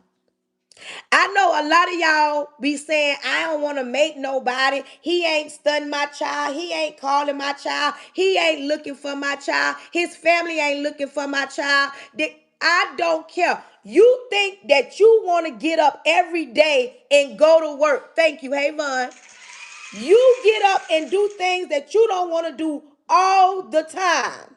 Why do he get a pass as the father to your children or child? Why do your baby daddy get a pass? Because he's not checking for the child. If you put him on child support, that's somebody making him do something that he don't want to do. And if he's on child support, not paying child support, even though he don't want to do it, eventually he's going to have to do it. I'm going to need for y'all to stop making excuses and around here having anxiety attacks, full, can't function, can't think, and you just overwhelmed when you got a whole nother parent that is supposed to help you, and quit getting in your way talking about you ain't gonna make nobody in a perfect world as a parent. No, you don't have to. But some of y'all single mamas, in the same breath, you want some help, but you don't want the father to help because he ain't showing up how he's supposed to. You as the woman better pick up that phone. You better go knock on that door. You better make something happen. Quit walking around here like you superwoman and you frustrated and you aggravated and then you taking your frustration out on them children. And then, come out, single mothers. I know I'm stepping on your toes. Don't get mad. Say ouch. I'm coming from a place of love and I'm coming from a place of I understand because when my children was growing up, I used to be that same woman. I used to be that baby mama that was mad at the baby daddy because he didn't pay child support. He wasn't calling the kids. He wasn't checking for the kids. He was living his best life. So in my mind, oh, I ain't gonna run nobody down. I ain't gonna make nobody help me. I became a different type of woman. I learned that, wait a minute, I don't want to get up and go to work, but I get up and go to work. As a woman, as a mother, they've always told you, them your children, take care of your children. Welcome in. Be a mother to the children. It's always be a mother. Take care of the kids. It's always the responsibility of the mother. But I'm here to tell you, and don't act like I don't know. I have 4 children. My 3 are grown, and I still got 1. So yes, I'm speaking on something that I do know. Some of y'all walk around here angry. Some of y'all walk around here and y'all angry at y'all baby daddies. And you're angry when y'all feel like nobody else in the family ain't helping you. It is not your mama responsibility. It ain't your mama, sister, cousin, brother responsibility to step in and be that child's parent when they got a whole parent around here. And the only reason why they're not being a parent because you are not doing your part as a mother. Yes, you got to sometimes run them down. You understand me? You mean to tell me you tired? You mean to tell me you frustrated, your anxiety through the roof? You get a phone call every other week. They acting up in school. They acting up at home and you don't know what to do. And you're saying to yourself, they need a male figure in their life. And they got a whole living, breathing, walking daddy that should be partaking. But you as a mother, so prideful, I said what I said. You let your pride get in the way. You letting what people gonna say, oh, child, she calling me, the child acting up. That's his job. I don't care what he don't want to do. I don't care what he not checking for. Help him check for your kids. Pick up the phone and say, listen, now, so-and-so acted up in school today. I'm gonna need you to talk to him. Say, I'm gonna need for you to get in a position where you can get them every other weekend. Quit being so angry at your kids because of what their dad is doing or the lack thereof. Some baby mama right now angry, right now frustrated, aggravated, overwhelmed, tired, don't know what to do, child acting up, and feel like it's everybody else's responsibility but their dad. Quit walking around here worrying because somebody gonna say, oh, she running me down. Run them down. Listen. When you and that man have that child together, listen to me. When you and that man had that child together, both of y'all gave up me, me, me. It's all about me. If this is you, just say ouch. You ain't got to say nothing. Just say ouch and take in what I'm saying and understand. I am coming from a place of love. I want you to heal. I want to help somebody understand it is not just your responsibility. It's not just your responsibility. This ain't got nothing to do with who ran who off. It's not just your responsibility as the mother, as the woman to take care or take on all responsibilities because your pride is in the way. You too worried about what somebody else gonna say. Oh, you don't want nobody to say, oh, you ran your baby daddy down. Run him down to the end. She says, I'm not running down a deadbeat daddy. My daughter hurting and don't care. He had, don't want, man, I don't want him back. Listen, Christian, could I ask you a question? Somebody on my chat just say, thank you for your comment. But Christian, could I ask you a question? And I want you to be honest with me. Christian, was you raised with your daddy? Were you raised with your daddy? Were you raised with your daddy? Christian, did your daddy raise you?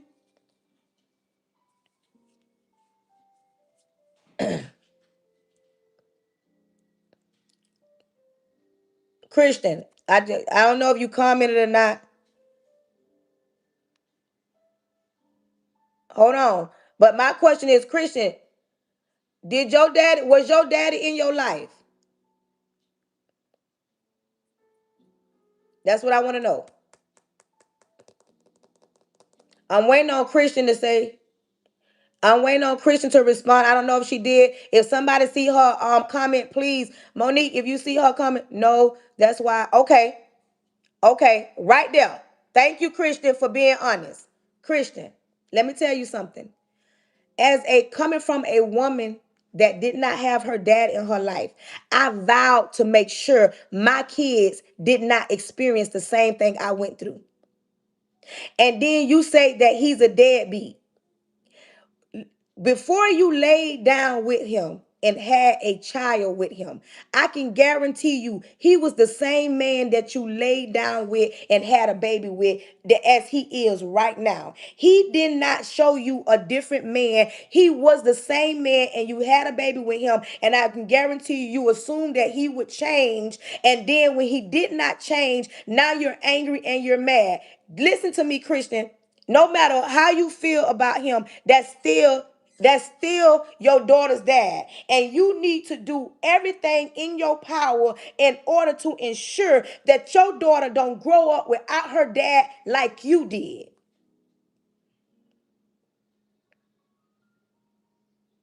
Now, you in a situation where he does not want to be. You say he blocked you over and over. You've called him and you've tried. Let me tell you something, Christian. Let it be. Let it be. Now, if you did everything that you supposed to do, another thing, Christian, this ain't me saying put him on child support, but have you went to the courts? Have you went to the courts? Because as a mother, you supposed to dot every I and cross every T. And when you get in a position, nope. When you get all the documents, make sure you get everything. Make sure you get everything. But listen to me, Christian. At this point right now, if he's blocked you and he don't want to be, now see, that's a whole nother conversation. That's one of those times where you got to let it be and give it to God. Thank you, Kim. Thank you. You got to let it go and give it to God. If he's blocked you because he don't want to be, but then at the same time, what I'm saying, I'm gonna need you to take accountability and stop saying that he a deadbeat. Don't talk about him in front of your daughter. You angry with him? That part. She said she ignored. See, I knew it. She said I ignored the red flags. Even though you're angry with him, I'm talking to you as a 46-year-old woman. Stop talking to him. Stop bad talking him. Stop saying anything about him in front of your daughter. He left you. He didn't really leave a daughter. But at the same time, he probably didn't even want to be a dad. And when you laid down, she got him on child support. She got him on child support. But what she gonna have to do is don't talk about him. Don't talk about him in front of don't talk about him in front of your daughter. See, we got to get to a place where we got to stop giving them that much power. Take your power back. Because he left you, he didn't leave her. Maybe he don't want to deal with you, he don't want to talk to you. But if that's the case, and like we said, we only know what you're telling us. We don't know the whole story, but I can tell you.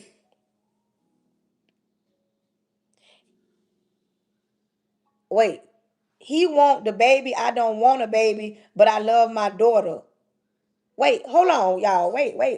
This thing don't got a little interesting. Wait. So he wanted to have a baby. You didn't want to have a baby.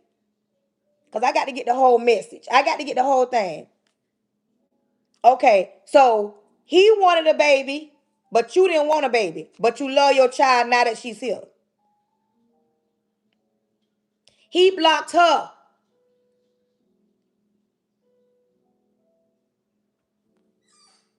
He blocked her. She didn't block him. Okay, so she she wanted a baby. He wanted a baby. First of all,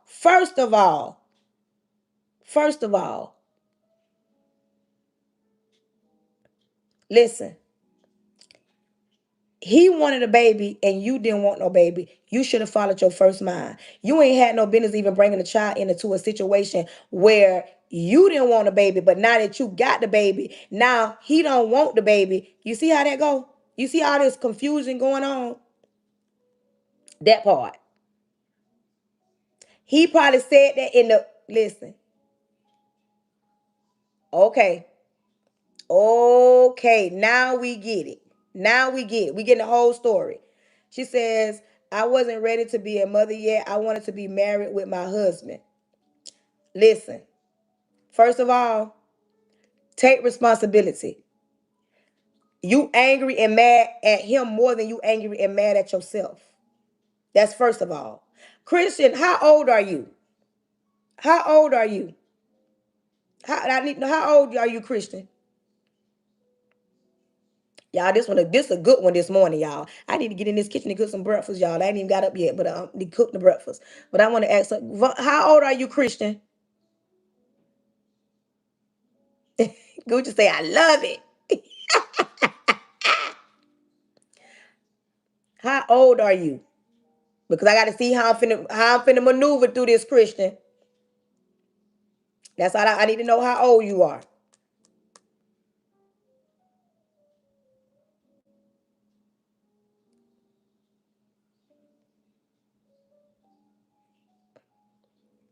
And as a woman, we all been played once or twice. But that part. You 36, good. Christian, you right at the line where I walk you like a dog. I want you to take this from a place of love. What I'm about to say, I'm coming from a place of healing, not a place of hurt. But I'm finna walk you like a dog this morning. And Christian, I ain't did this in a minute. I hope you do not get mad. I hope you take this like, okay, I need to hear this. Listen. Christian, first of all, don't you ever do something that you do not want to do. Because now you've brought a whole child into this world. You've brought a whole child into a situation that you wasn't ready for. And you're mad at you. I mean, you're mad at the man calling him a deadbeat. He don't want to pick up the phone, but you ain't took accountability for the choices that you made. You knew it was a possibility. Good. You knew it was a possibility that if you laid down with him, that you can create a child out of laying down with him. What nowhere in the conversation was marriage, being together, raising his child together. He knew what he was doing when he got you pregnant. And now that y'all not together and he don't want to be a part of it, now you're saying that he's a deadbeat and he don't want to. No, stop blaming him and blame you. Blame you. Take accountability of the fact that you laid down, brought a child into this world, and now you probably will have to raise that child by yourself, or the Lord will send you the type of man that gonna love on you and become her stepfather. But you got to be open to receiving somebody that's gonna love you. But before you can even get the man that God has for you, you gonna have to heal and forgive him for what he did and forgive you for the choices he made. Moving forward, don't blame him for getting you pregnant, not being in your life. Blame you for laying down, having a baby from a man that didn't want to be with you, just wanted what you was gonna give him, and now he doesn't want to partake in it, and now you mad. You don't have the right to be mad. Listen, having a child is a beautiful thing, because there are some women that want children that can't even have children. But the problem with some women that have children, some of them don't even got no motherly instincts in their body, and they had no business. And at least you can admit that you wasn't ready to be a mother, but you're trying to force something.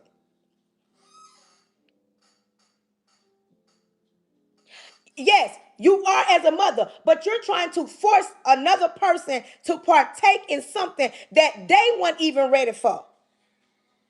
You're angry at him. Look in the mirror and say, you know what? Because of a choice that I made in the heat of the moment, now I'm here being a single parent. But listen to me, Christian. Come here, baby. Come here. Come here, Christian. Tell you something. There are men. There are men. No, Tatiana, he is. I'm not saying that he's not. But right now, hold on. Let me pin Tatiana Guzman up here. Hold on. I want to pin her comment. Hold on. Ooh, let me pin her comment. Let me tell you something. He is at fault. But right now, this second, this day, on this live, we not even gonna give him no more power. He did what he did, but she saying that he's a deadbeat. She need to get that out of her vocabulary because she can't be angry about something that she partaked in. Yes, he's wrong for not wanting to be there, but that's what I was finna get to. That's why I said that. Listen, when she get over the hurt and the anger, then and only then she'll be able to understand that the very next man that do come in her life, she gonna take her time. She gonna be more open, and she's gonna stop looking with her eyes and listening with her ears. She got to first of all heal what broke her. Too many people be trying to walk around here, be angry, be mad. There's some things that will hold you down because you mad at certain things that you cannot change. She can't change the fact that he don't want to pick up the phone. She can't change the fact that he don't want to be no daddy. She can't make him do none of the above. She can only pray and hope that one day he'll come around. But while she is the mother of that child, in order for that child to get the right version, a healthy version of that mother, we got too many women right now that ain't even healthy mothers because they mad at their kids' daddy. See what I'm saying? We got too many women that are mad and angry at the men, but yet you mad and angry, but you ain't taking no accountability for what you did because that man couldn't have laid down and gave her no baby without her laying down, allowing him to give her a baby. And when it comes to the children, let me tell you something. It's stepdaddy season. Yeah, I say it's stepdaddy season. They out there. But before she date anybody else, I'm gonna need for her to heal. I need her to get her stuff together. I need her to understand that, you know what? I made a bad decision. I made a bad choice. Now I'm here being a mother, and she loves her child. Even though she wasn't ready, she loves him. But in her mind, she was hoping that he stood up and he ain't stand up in the paint. But baby, don't look at him, look past him, because there's somebody out there gonna love you and his child. There's somebody out there. There's somebody out there gonna love you and his child. And it might not be him. And you got to come to grips and be okay with letting another man love on you and your child. But you can't sit around here and be saying stuff like that. That giving bitter. Oh, he a deadbeat. Uh-uh. He ain't picking up the phone because he don't want to. And you got to be okay with that. You got to be okay with that. That part. You got to say, you know what? Me and him had a child together. He don't want to do it, and let that be. But what my conversation do be about, what I don't like as well, I don't like when men and women do have a baby and they don't end up together and the women hold the child hostage. That's what I'm talking about. I'm not talking about situations like that, but when I come across situations like that, I need that part. I want to help women understand we got to take accountability. We made bad choices. We had babies with men that we had no business having babies with. If somebody would have talked to me like I be talking to my life, I would have made better choices on a plethora of things. But we make mistakes. We lay down, the baby's here. The baby is already here. The child is already here. But you can't dwell in that place too long. But for them women that got baby daddies that they not with, and the men either want to be or not trying to be. And I ain't talking about he not picking up the phone. I'm talking about you ain't knocking on that mama door, because some of these baby daddies mamas be knowing their children ain't about a quarter. But I don't care what you don't want to do. I don't want to get up and go to work every day, but I do. I don't want to get that phone call and have to deal with your behavior, but I do. I don't want to have to feed nobody every day, but I do. I don't want to have to be buying shoes and clothes, but I do. I don't want to keep the lights on, but I do. I don't want to put gas in the car, but I do. I don't want to do nothing. I want to do what I want to do as a mother, but sometimes we can't because we have to. And women that walk around and say, oh, I ain't making nobody do nothing. You're not going to make the man that helped you brought a child in this world help you. You want to be mad and angry and frustrated at your children. You mad and frustrated and you taking it out on your kids, and it shows. You know how it shows to some of y'all women that baby daddy is functioning in this world? Let me tell you something. Your daughter 15. Girl, leave him alone. You've been holding on 15 years to anger and pain. Uh-uh. Uh-uh. No, ma'am. No ham. Christian, you've been holding on your child 15 and you walking around here. Wait, hold on. Christian, you 35. How old were you when you had the baby?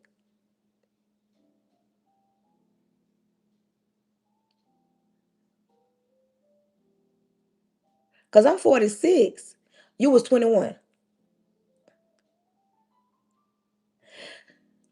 And you had a baby. And you still holding on to her daddy not being around. Christian, baby, I'm gonna need you to come on back to the front and take a seat in the front row. I'm gonna need you to come out, Christian. I'm gonna need you to take several seats. Somebody put some chairs in the chat. Find an emoji chair. Put the chair. I want y'all to put some chairs in this chat because I'm gonna need Christian to come to the front. I'm glad you came across my live. You see what I'm saying? I'm glad you came across my live, girl. I'm glad somebody pin Monique pin them chairs up. I'm so glad that you came across my live. It was meant for you to be on here and me and run into this conversation because I'm gonna help you today. Oh, baby, I'm gonna help you today. Your child is 15 years old, and you got on my live and said that her daddy is a deadbeat. It's time to let it go. You single and you saying you don't want nothing but a real man, you will never come across a real man. You never gonna come across a because a real man can't even get to you, Christian. God himself can't send you no real man. Because see, people be thinking, oh, God will send me some. He will, but God is not a forceful God. He's not gonna force nothing. God is standing over you like this. Because you like this, Christian. This how you is. You got barbed wire, you got bulldogs, you got a whole fence, you don't put cement, you got like you so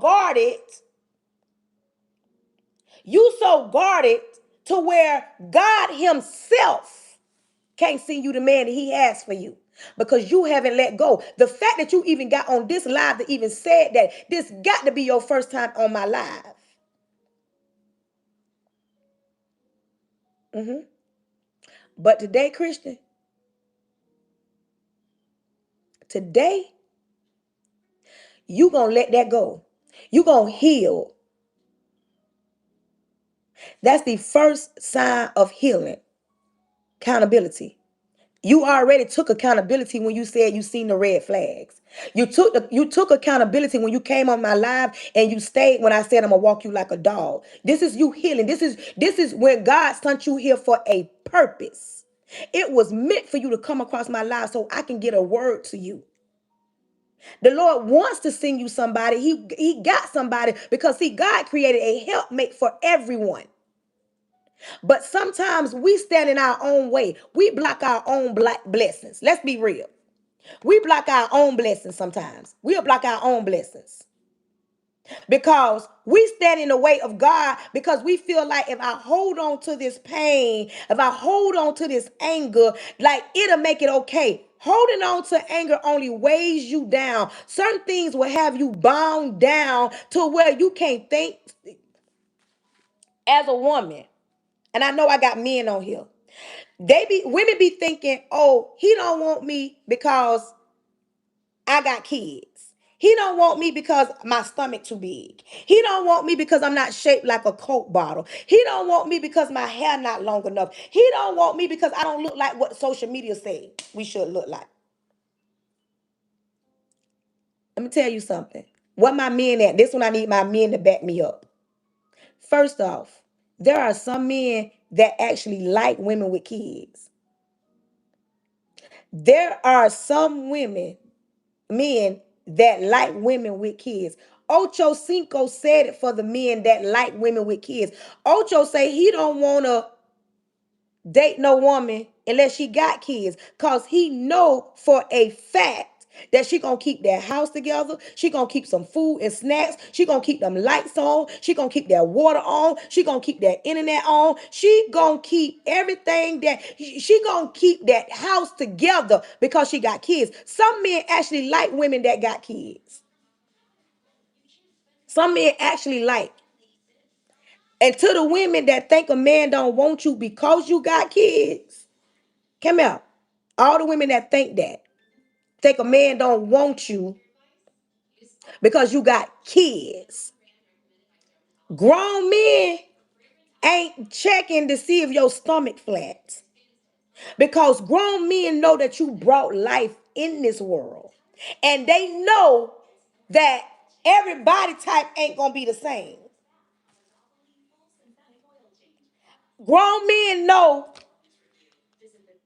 that you brought life and you got a fupa, a flupa, you got some stomach fat.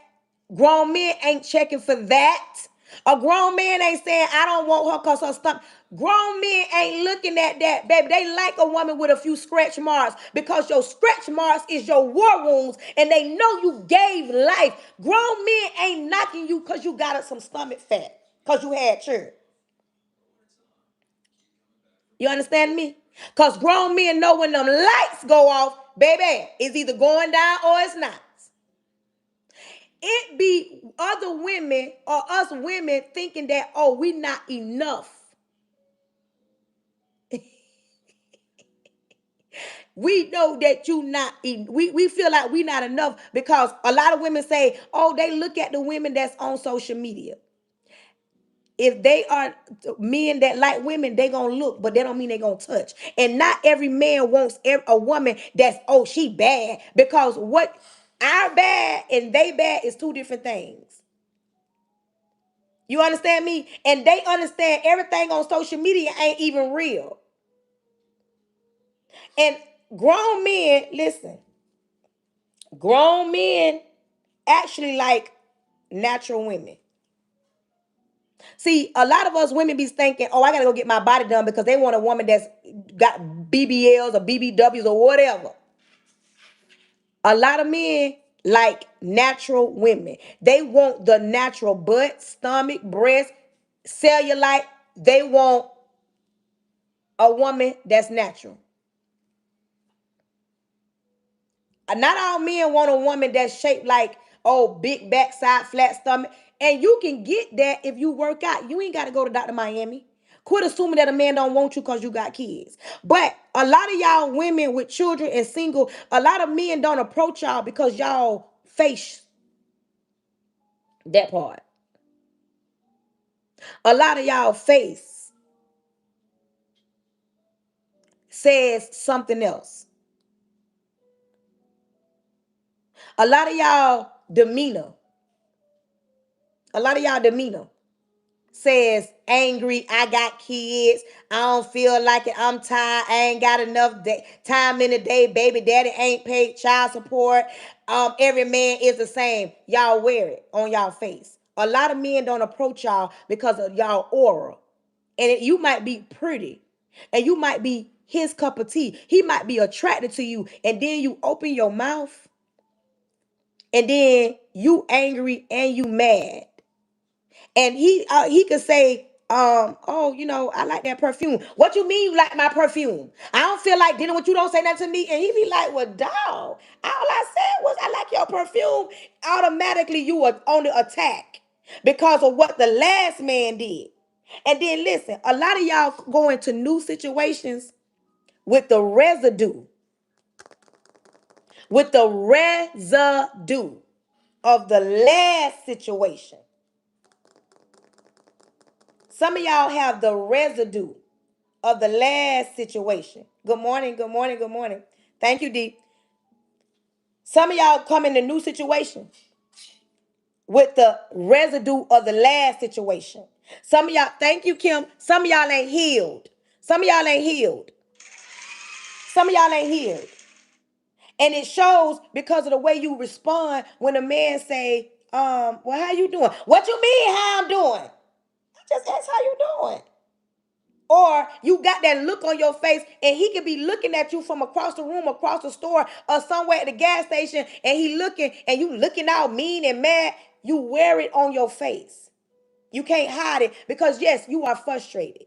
Yes, you have been mistreated. Yes, your heart has been broken. Yes, he's lied to you. Yes, he ain't paying the child support. Yes, he ain't showed up for the kids. Yes, you feel like the last situation that you gave your all and he did this. But you can't make every man pay for what the last one did.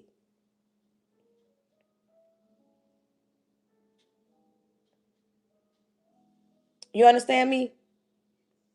You can't make the last one, hey, niece, you can't make the last one pay for what the last one did and the one before that.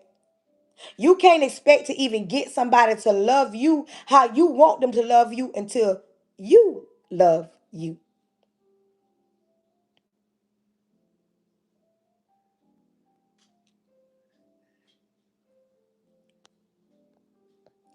Somebody says women be accepting men who ain't got nothing going on, ain't got no plan, ain't no dream, and your job as a woman, if you want him to tell him what he needs to be doing to improve the home.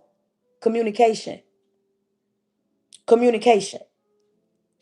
There are a lot of women that walk around here on eggshells in a full blown relationship. There are women that are married that don't even talk in the home because they feel like their husband can read their mind. Too many of y'all women think men can read your mind. A man is not a mind reader. This is not a Tyler Perry play in your house. This is real life. That. And there are a lot of marriageless marriages. Marriedless marriages. Because somebody don't rush into a marriage and when ain't supposed to be there, or marry somebody that ain't even healed and grew up. You need to heal. You need to go to counseling. You need to find who you are so that that person can know. You need to become who you are becoming before you add somebody to your life. The one thing I ask that any woman do is heal. Heal and take accountability. Take accountability for what you allowed somebody to do. I wrote a book and it's called 3 Years Too Long. In that book, I tell a story about a season in my life when I dealt with the wrong man for 3 years too long. I know women. Yeah, Kristen, your baby's 16, baby. You should have been let go long time ago. I stayed in a situation 3 years too long. And the thing about it, I had to deal with that while I was a parent. Have you ever been broken, lied to, mistreated, dogged out, drugged through the mud, and still had to be a mama? I had to do that, and I had just got saved. I had just got saved. You understand me? I had just got saved. And in my mind, me thinking that me being saved, all I had to do was pray about it. But let me tell you about that big God that we serve. The big God. Big God, not the little one. I was saved. So I thought if I could pray about it, it'll change the narrative. And the more I prayed, the more God told me, I'm not removing nothing. In the Bible, there's a scripture where they talk about a thorn in the side. You understand me? A thorn in the side. This is real. In the Bible, they talk about having a thorn in the side, and God would not remove that thorn. So when I would go to God, listen, thank you, Vaughn. When I would go to God, I can hear God as clear as day saying, I'm not removing nothing because I didn't even tell you to deal with him. He said, but I will give you strength to endure and get yourself out of the situation. You understand me? The Lord didn't remove him. The Lord gave me the strength to endure while I was going through until I got tired. When you get sick and tired of being sick and tired of being tired of something, then and only then will you change the narrative. That's when you change the narrative. That's when you say, you know what? I'm tired of this. And I had to endure that for 3 years. I can remember talking to my sisters and I'm telling them and I'm crying to them. And I told them, I can tell you this. I refuse to stay in this 10 years and then be looking back saying, I was in this 10 years and stayed. I was going to get myself out of it. And when I got tired, and I can remember, I can tell you the moment I got tired. When I wrote this book, when I wrote the book, 3 years too long, I cried tears on every page that I wrote because I couldn't believe when I'm typing that I endured that kind of pain. But I'm going to clear something up. I wasn't in a physical abusive relationship. I was in a verbal. Verbal to me is the worst type. He never put his hands on me, but he verbally abused me. That and mental. You understand me? I was in a situation where before that, my older kid's dad treated me better. My older kid's dad actually laid the blueprint. But me as a woman watching, listen, everybody in the chat put learned behavior. Learned behavior. Everybody put learned behavior. Let's talk about learned behavior. Let's talk about learned behavior. My older kid's dad had already taught me, showed me what real love should look like. But me as a woman looking at other women, here I am telling myself, you know what? Because I used to always say, oh, I ain't going to let no man, I would never allow a man to do that to me. I was this big girl. Or I thought I was. Until I was tested and tried. I was tested and tried. And then and only then I had to show what I was really made of. I thought when he would do wrong, cuss me out, disrespect me, I thought going in the closet was enough. It was enough for me, but it wasn't enough for him. I can remember praying and him coming in the house cussing me out while I was kneeling down to pray. You understand me? So as I endured 3 years of abuse mentally and verbally, I learned something about myself. I learned that I'm stronger than I thought. I learned that I'm stronger than I thought. Learned behavior was the behavior I watched other women, my mama, sisters, cousins, friends. I watched those women do certain things, put up with certain things. And to me, I thought that's how you deal with a man. You put up with his crap. You allow him to say certain things to you and y'all stay together. Because I saw them in relationships and I was like, okay, I'm in this relationship. So this is how a man loves you. But I learned I wasn't built like them. Y'all, I wasn't built like them. My patience was not like theirs. I had a homegirl stay in a 20-year relationship and endure all kind of abuse.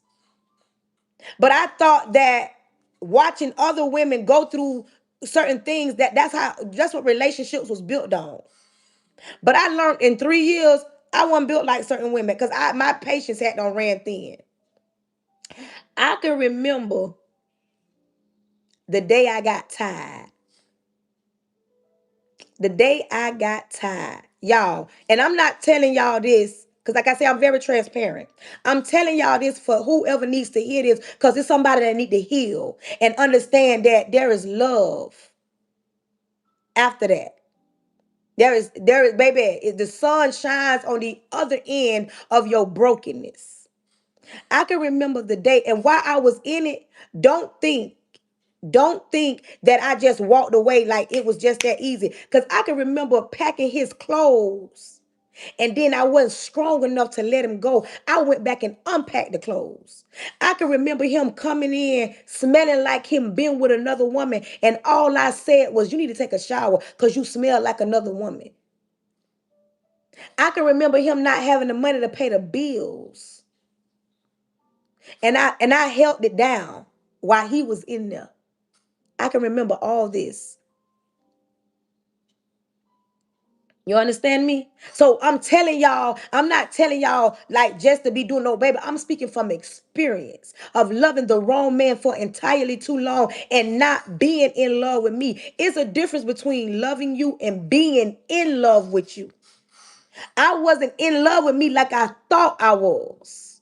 I thought I was so in love with me that I would never allow a man to treat me like that.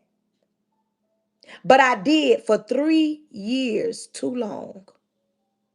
Before I wrote my book, I told my mama one day, I'm going to write a book and it's going to be called 3 Years Too Long. And before I wrote the book and put it out, I said, Lord, I don't want to put this out because people going to talk about me. People going to judge me. Then I got a revelation. The Lord said, because there are women, an SOS of women. There are other women that need to hear your testimony and understand that after all that, I was able to get married, buy a house, and be loved and respect the correct way. The moment I got tired, y'all, listen, I remember him calling me and saying he wanted to talk to me. He wanted to talk to me. And I said, you know what? I'm going to hear him out. I'm going to hear him out. I go pick him up. First red flag. He didn't have a car. I had to go and pick him up. I went to go pick him up. And we're driving. Thank you. We're driving back to my place. And on the ride back to my place, he began to tell me what we gonna do at my place. And I told him, we not going to do that. You not coming over to my house to do none of that. We finna talk. And I meant that. I meant that with everything in me. I was so serious. No, we're not going to do nothing. We're gonna talk. We're gonna talk. You not finna handle me. Welcome in, first timer. You're not gonna make me do nothing. You want to talk, we can talk, but we're not crossing no boundaries. We're not doing none of that. So we drive into my place, and when we get almost there, we cross a train track. We cross a train track. Excuse me. We cross a train track.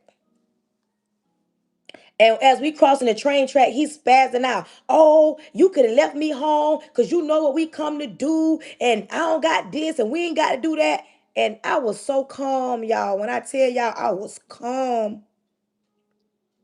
And when he went to spazzing out, cussing me out, yelling, talking about what we gonna do in my place, that was the moment I spit it around. I did a U-turn right there at the train track, y'all. On my way back, when he got the revelation of me turning around, he yells out, "What you doing? I'm taking you back to where you said I could have left you." Now, from that, it was one, two, three. It was about 5 lights I had to go through. So every light I hit, he was spazzing out, spazzing out. He couldn't believe that I was turning around. And at that moment, I got sick and tired of being sick and tired of watching myself be tired. I was tired of watching myself be tired. I realized in that moment that I had had enough, that I wasn't no longer going to be bound to what he was trying to demand or make me be bound to. I realized how much I was in love with myself at that moment. You understand me? That was the moment I said, this is it. After today, you ain't got to never worry about me. I took him back home, and y'all, when he got out my car, he kicked my door. He slammed my door. He could have broke the window. I didn't care. I took him back home.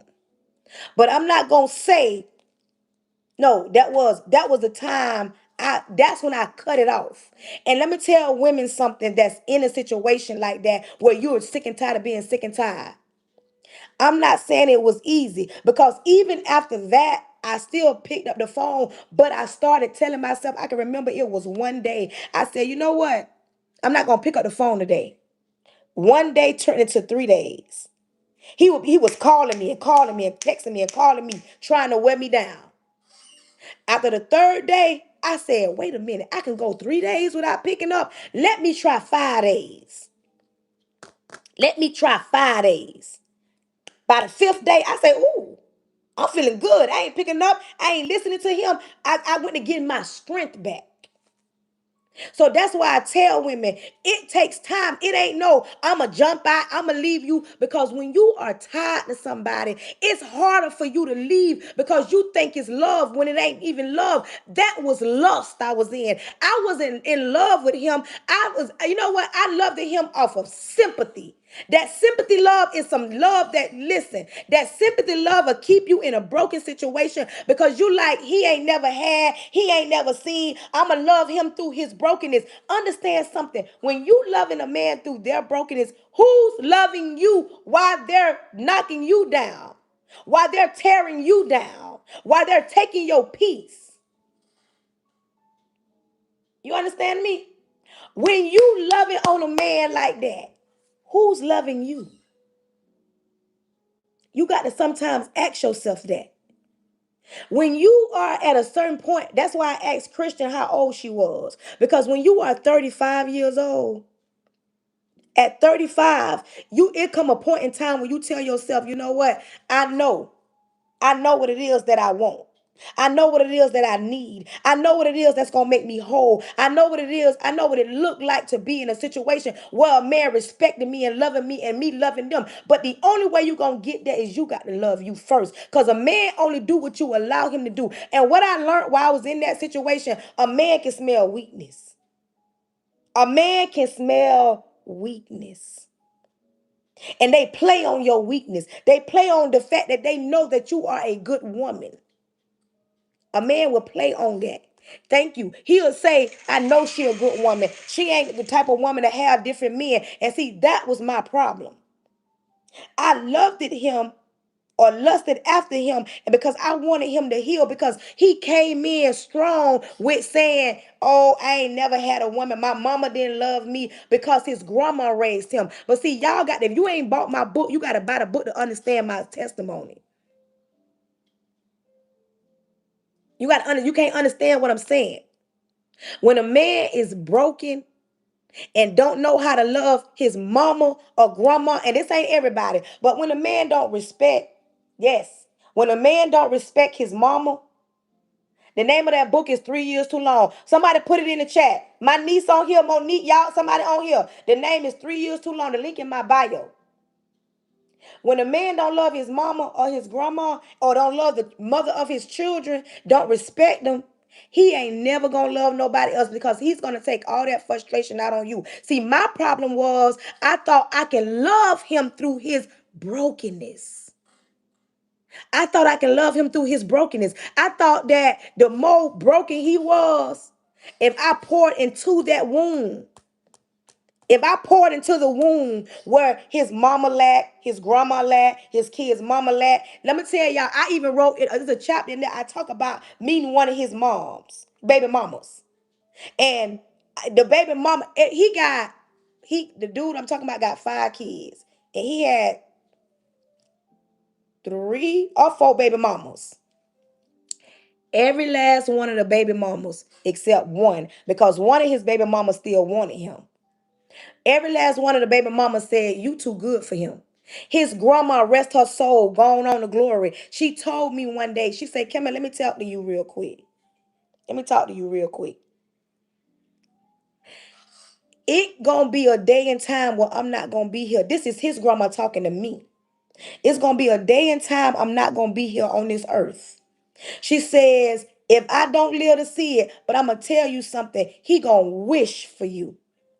And I would tell his grandma in tears, no, Granny, he ain't gonna wish for me. He don't even like me. He always mistreat me. She said, let me tell you something. I'm an older woman. I'm an older woman. And she said, I know you a good woman. Just I can tell you a good woman. He said, but you, she said, but you loving on my grandson? No. You are a good woman. And she said, he gonna wish for you one day. He gonna wish for you one day. And it wasn't too long after that. She gone now. But before she left here, he wished for me. Just like she said. She, before she even left this earth, she said, he wishes for you right now.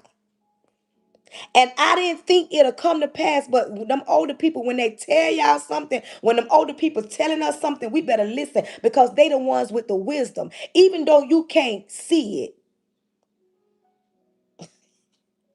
even though we can't see it and we don't believe it, that granny, his grandma knew he would wish for me one day. You understand me? Because see, I'm one of the ones that got away. I got away. I can remember after healing, I took 2 years, too long. I took 2 years to heal. I can remember before I got married, me and him had an encounter. And he said this, I want to meet the man. I want to see the man that help you get over me because I never thought that you would get over me. I don't know what people be thinking. When they mistreat you, they dog you, they lie to you, they mishandle you, they fumble you. Why do people think that you will never get tired? Why do they think that you will never get tired? And he thought that I would never get tired. He thought I was always going to love him. But see, what he didn't know, I was on my knees praying for strength to exit stage left. A woman with a prayer is a dangerous woman. Do you hear me? That part. You understand me? You understand me? My kids witnessed me go through all that. And y'all, I had just started college. I was in college. Thank you. I had just got saved and I was doing the best that I could. And all while I was doing that, y'all, he was tearing me down. I can remember conversations. Now, mind y'all, I said I was a single mother. I was in my own apartment, had my own car. I was working. I can remember him telling me, oh, I deal with women that got their stuff together. He said that to me, had me questioning my self-worth. I used to question that. Like I'm telling y'all, I was in my own place, had my own car, had my own job. I wasn't on no government assistance. I was holding it down for me and my kids. But I let somebody like him tell me he had no car. I let somebody like him tell me I wasn't good enough. I let somebody like him tell me I wasn't enough. Yeah, I did that. But see, I take accountability for allowing that. Yes. No, baby, he was one of those N. What's that N word?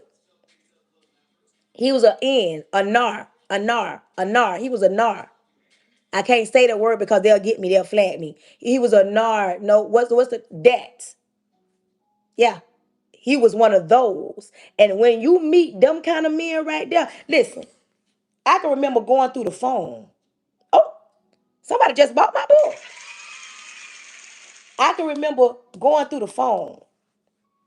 I remember going through the phone. What I'm talking about pictures of women, time stamps. Like I had all the information and he still found a way to flip it around. Oh, you insecure. Oh, I ain't never had no other woman. Worry about another woman. Why you going through my phone? Yeah. Yes, that's what it was. I just can't say that word. Yeah. In my place. And I saw the red flags. That's why sometimes we as women, we can see the red flags, but it ain't that easy to even look past the red flags. And that's why I tell women, we got to take accountability. Good morning. We got to take accountability for us. I can't just tell y'all it was his fault. I allowed him to mistreat me. I allowed him to lie to me because the first time I went through that phone, I should have walked away. The first time he disrespected me, I should have walked away. The first time he made me feel less than, I should have walked away, but I wasn't strong enough. That's why I like talking to grown women, because I don't like talking to women be saying what they won't do. You don't know what you would do unless you in that situation. And if you ain't never loved the wrong man for too long, you don't know what I'm talking about. If you ain't never loved the wrong man for too long, you wouldn't know what I'm talking about. You gonna sit and you gonna judge other women and you gonna assume that you know what it feels like. But if you ain't never been there, you ain't got no business talking about it. I would never talk about physical abuse because I've never ever dealt with physical abuse. Yes. I've dealt with verbal, mental. But when you be real with yourself, you tell yourself, thank you, she had came on this thing and gave her girl a star. Thank you. You tell yourself that part. You tell yourself over and over and over. Thank you, baby. She came on this thing and showing mad love. You tell yourself over and over that I'm gonna walk away. You tell yourself you tired. And listen, can't nobody get tired for you. And once you take accountability and hold yourself accountable for the things that you've allowed, because you can tell yourself all day, I deserve, but you got to start telling yourself, I deserve a good man. I deserve a man that's going to respect me. I vowed from that relationship into this marriage that I would never be in a situation where I have to argue with a man about $20. About $20. But it don't start when you get in a relationship. It starts before you get in a relationship. It starts when you go to loving you. Now I gotta go in this kitchen, y'all, to cook some breakfast. It starts by you loving you. The man I'm married to, he married me with 4 children. My 3 kids are grown. He got kids. So don't say, oh, he won't date you. He won't deal with you.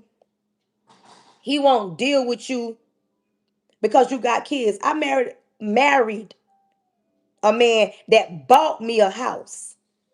Bought me a house. Like we pay mortgage, but he put me in a house on my own land. We're not in a gated community. He put me in a house after being mistreated the way I was being mistreated. But I had to learn to love me first.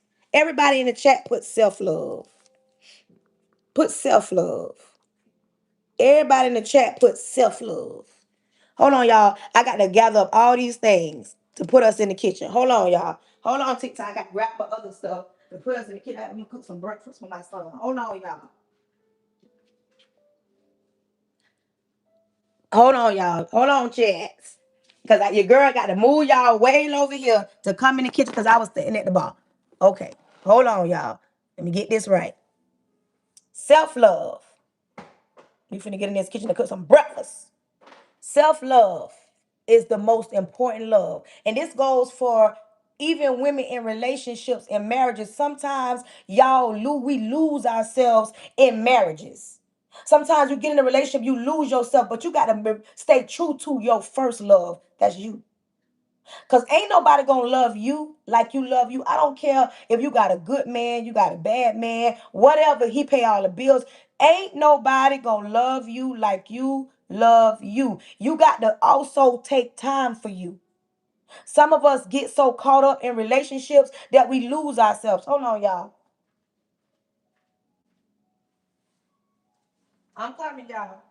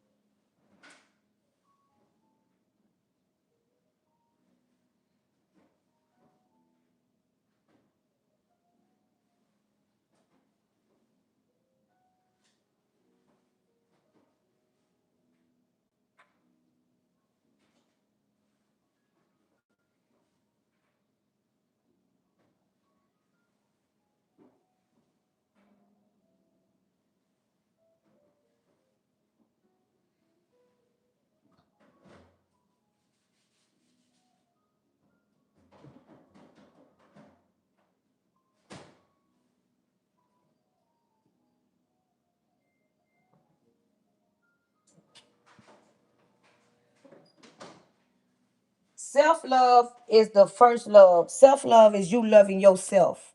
Let me tell you something about self-love. Y'all, I had to put them clothes in the dryer. I've been talking to y'all. I let the dryer. But listen, self-love, sometimes you got to be selfish with yourself. Sometimes you got to cut everybody off in the house because we lose ourselves cooking and cleaning and catering and running down everything. Because even when you're in a relationship, everybody depends on you as the woman. I know some women don't like that, but I'm sorry to say it, but it's everything is on us. Every time we turn around, if you got a man, I can guarantee you in the morning time, y'all getting up and go to work, or whenever he go to work, he asking you, thank you, thank you. He asking you where my shoes at, where my shirt at, where my belt at, where my phone at. The kids asking you where my backpack at, where my tablet at, where my Chromebook at, where my phone at, where my earbuds at, where my headphones at, where my charger at, where my shoe at, where my brush at. I can't find this, I can't find that. We get so caught up as women that sometimes we forget to take a minute and breathe and love ourselves. We don't, when I say be selfish with yourself, sometimes you got to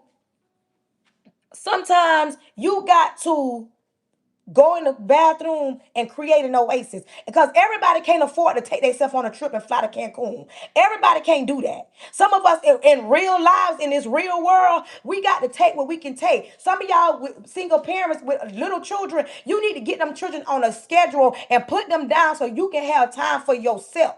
Sometimes you got to listen. A lot of women be losing this because they don't take time for themselves. You need to re-up. You need to take a moment where your husband, your boyfriend, your baby daddy, or whoever you dealing with ain't asking you for nothing, ain't calling you for nothing. Go in your bathroom and lock yourself in there and create an oasis and take some time for you. Some people don't like to be selfish. As mothers, we don't like to be selfish. We want to take care of everybody else, and then when we get down bad, nobody ain't taking care of us. And then sometimes when you single, you find yourself getting lonely because you ain't took care of yourself properly. Hold on, let me wash my hands. Hold on, y'all. Let me tell you where the loneliness come in at. Let me tell you where the loneliness come in at. Why you single, work on you. Why you single? Oh, I don't, well, somebody don't buy the boy. Listen, why you single, work on you. When you single, work on your conversation. When you single, work on your confidence. While you single, tell yourself what you're not gonna put up with and make sure you stand on that. While you single, take yourself out on a date. While you single, listen, while you single, let somebody help you. Quit getting so offended. Thank you. Quit getting so offended when you quit getting offended when somebody wanna pump your gas or carry your bag. Oh, thank you. They want to carry your bag to the car. Quit getting offended. Let me get the bacon, y'all. Hold on. Oh, child, we doing it today. I'm finna make some grits, bacon, and eggs, y'all. Real quick. I'm finna make some grits, bacon, and eggs for my son. You got to get to a point in your life as a woman, single, while you single. Listen, a lot of people, and I learned this on my own, even going to church, they don't tell you about the nights you're gonna be lonely. They don't tell you about the nights you're gonna get weak.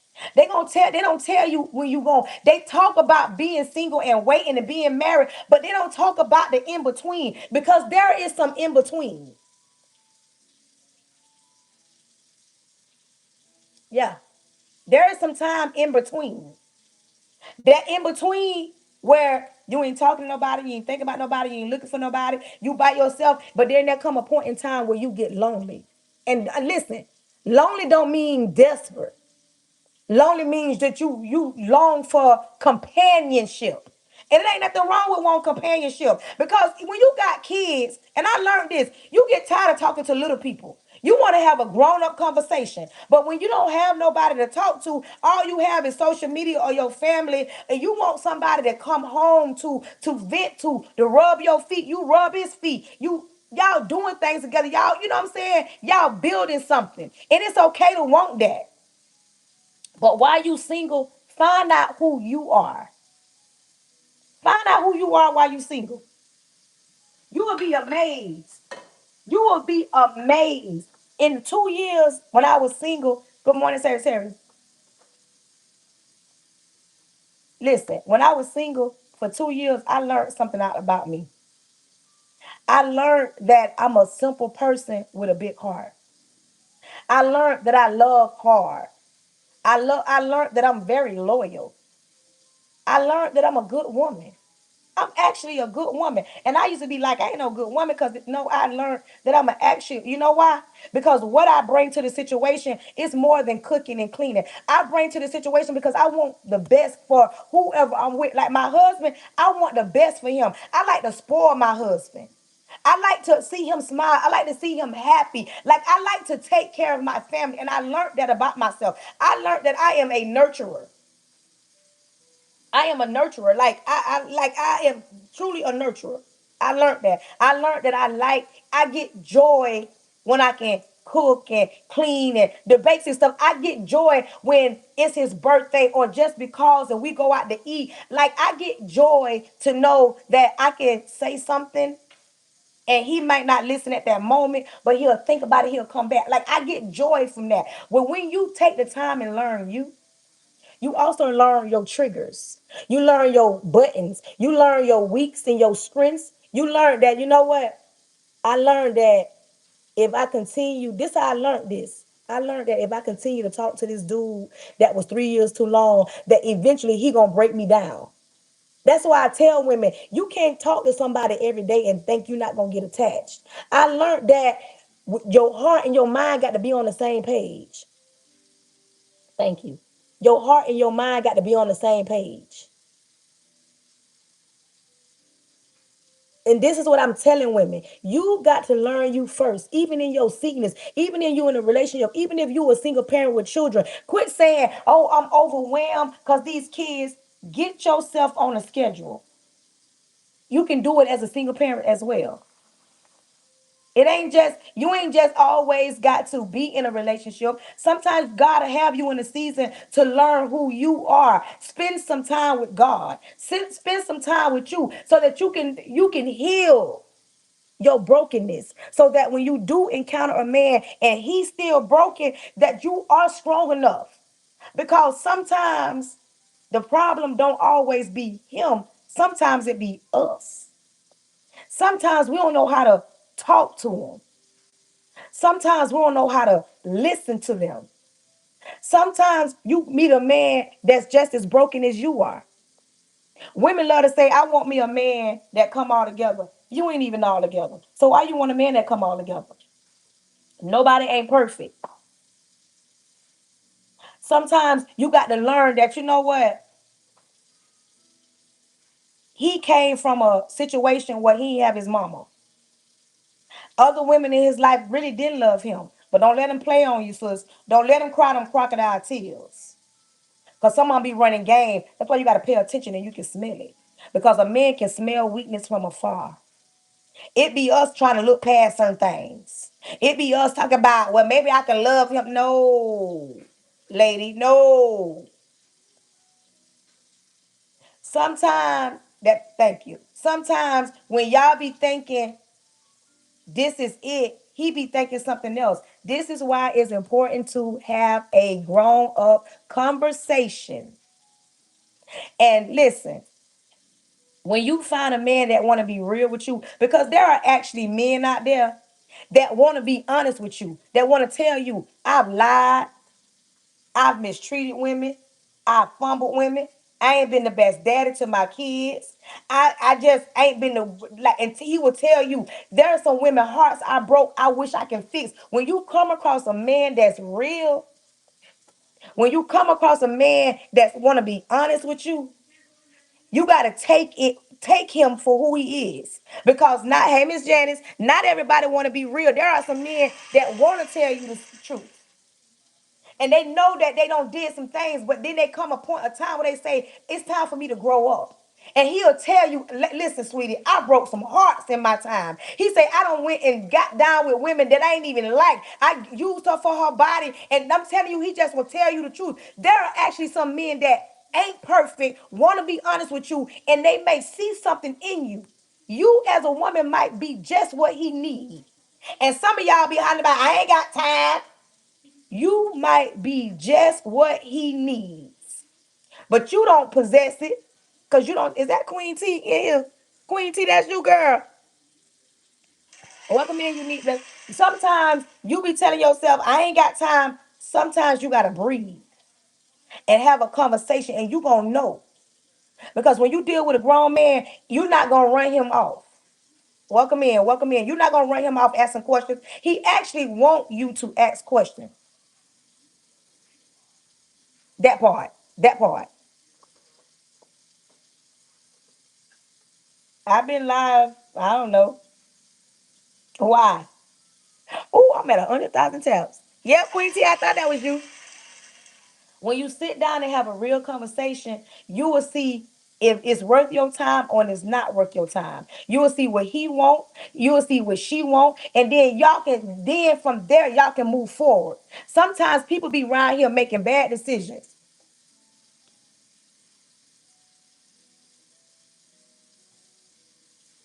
That part.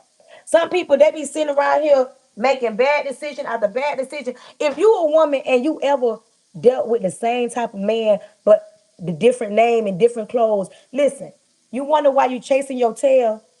You keep on encountering the same type of men, month in, month out, year in, year out. You keep telling yourself, why I keep dating the same man? You know why? Because you ain't healed or let go the last man. You already got your mind made up that every man gonna do you the same way like the last man. You got your mind already made up. You got your mind made up that every man is the same. You ain't open to nothing new. Hold on, y'all. That's why you keep. That's why you keep encountering the same type of man. You keep it. You and you gonna keep in type, and you gonna keep running into that same type of man until you learn to let go. Because every man ain't the same. You can't expect every man to love you.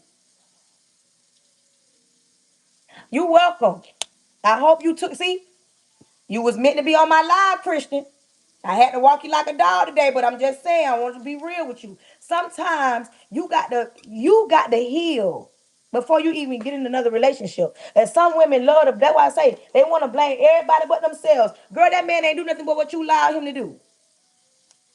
That man ain't do nothing but what you allowed him to do. You let him lie to you, he gonna lie to you. You let him mistreat you, he gonna mistreat you. But if you sit down and have a grown-up conversation and you tell the man that you want to be with, see, ladies, listen, get the man that you want and not the man that you need.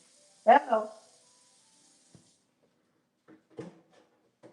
Get the man that you want and not the man that you need. Get the man that you want and not the man that you need. Once you get the man that you want and not the man that you need, baby, that thing gonna go off without a hitch. See, some of y'all be around here getting the man that you need. And when you get the man that you need, that's why you get the results that you get. Because now you're in a situation where you can't leave. You can't leave him because you need him to pay whatever bills it is that need to be paid. You need him. That's why you got to get the man that you want and not the man that you need. Because that's one thing about a man. He ain't get around here settling. That be us women be around here just settling for anything. We'll let him lie to us on any day. And when we as women show these men that we not finna do that. When a woman show a man that she ain't about him, that man exit stage left. When that man knows that, wait a minute now, she ain't for me. And a man sit down and he listen, it be us talking too much. When you go on your date, don't be sitting there talking to the man, telling him about all the bad stuff the last man did. Talk about the stuff about you. Talk about how you don't heal. And talk about if your daddy was in your life and if he could ask him if his mama was in his life. Talk about stuff like that. Talk about goals in life and where you want to see yourself and where you want to be at.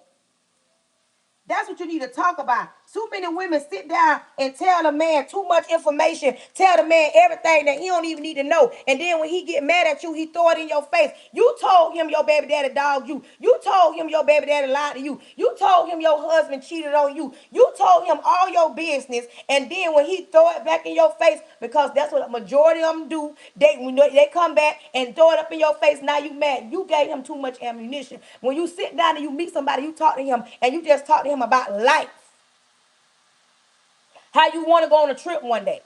How you want to be somebody's wife one day. How you want to buy a house one day. How you want to save money one day. How you want to fix your credit. It's a whole lot of things you can talk about. And if you a mother, do not just talk about how little Ray Ray was running the football down the field. Okay, you told me you got kids. He want to know who you are if they all that stuff was snatched away from you. He want to know who you are. Behind the makeup, behind the weave, the lashes, behind the tummy tuck, the waist train. He want to know who you are without all your accolades or your degrees that you have. He want to know all those things like who are you? Like if I snatched or they snatched your degrees away, who you would be? If they snatched your job title away, who would you be? If you didn't have no children, who would you be? That's what he want to know. That's the real conversation. Y'all don't be asking enough questions for me. You don't ask enough questions. Y'all be want to know if he got a job. Listen, welcome in. Y'all be want to know if he got a job. Okay, he got a job. But that don't mean he ain't stingy. You need to ask him, are you stingy? Are you the type of man that's stingy? Baby, you got to ask the right questions. Some of y'all don't ask the right questions. You hear me? You got to ask the right questions. You need to be knowing how many baby mamas you got. How your relationship is with your kids. How your relationship with your baby mamas. How your relationship is with your mama. Like, what's your relationship? What's your bond? Y'all don't ask the right questions. Y'all be asking them basic questions. Talking about you got a job, oh, he got a job. Okay, he may have a job, but he might not be the type of man that want to help you pay nothing. He might be one of those type want to make you pay everything. You better ask the right questions. Not and then listen. And don't be women. I'm saying it for the women. You better not be around here. You've been on your job 5 years and you around here crying for a man that's in between jobs. No ma'am, no ham. No ma'am, no ham. No ma'am, no ham. That we not doing. We not doing that. We're not doing that. You not gonna be around here telling me that you around here longing for a man and he in between jobs. You ain't got no business dealing with no man in between jobs. You hear what I say? And for the life of me, I can't understand that. How you around here dealing with a man that ain't got no job, but you been on your job, you got stability. Listen, men want stability. And y'all, us ladies got to start wanting that too. Us ladies got to want stability as well. We can't be around here dealing with a man that's in between jobs.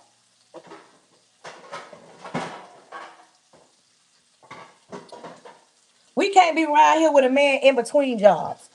Because how you stable, because listen, and I know my men can back me up.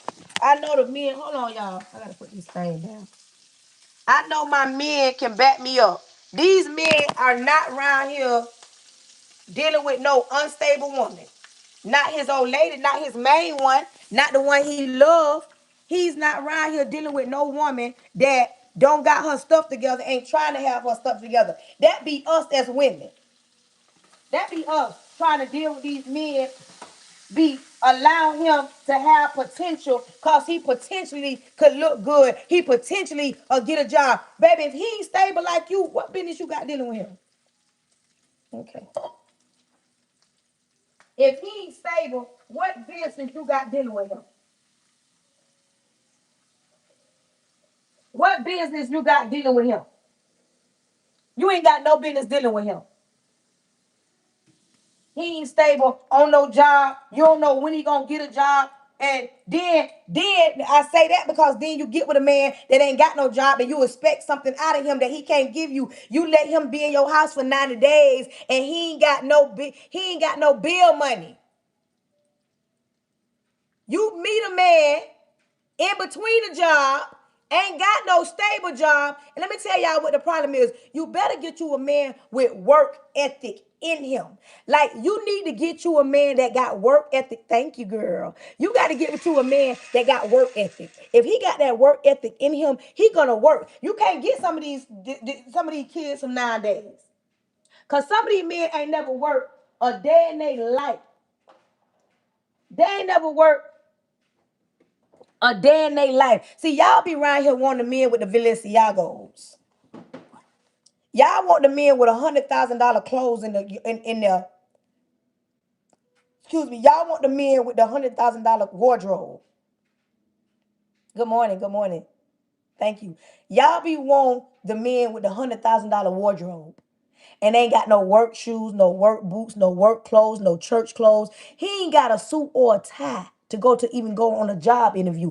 But he look good in them J's. He look good in them $100,000 shoes and dressing up in Polo Nautica and all them name brand stuff. But yet he ain't got no work ethic. Ain't never worked a day in his life. You better get you somebody with some work boots at the door. Work boots at the door. You better get you somebody with some work boots at the door that's leaning and rocking with water stains, paint stains, that sits at the door. You better get you somebody that even cut hair. They may not have no work boots. They get up and make it happen. That cut grass, that work at the bank, just got some work ethic in them. That want to work and you ain't got to build, because baby, we're not playing Build-A-Bear. Everybody in the chat put Build-A-Bear. We ain't building nobody up.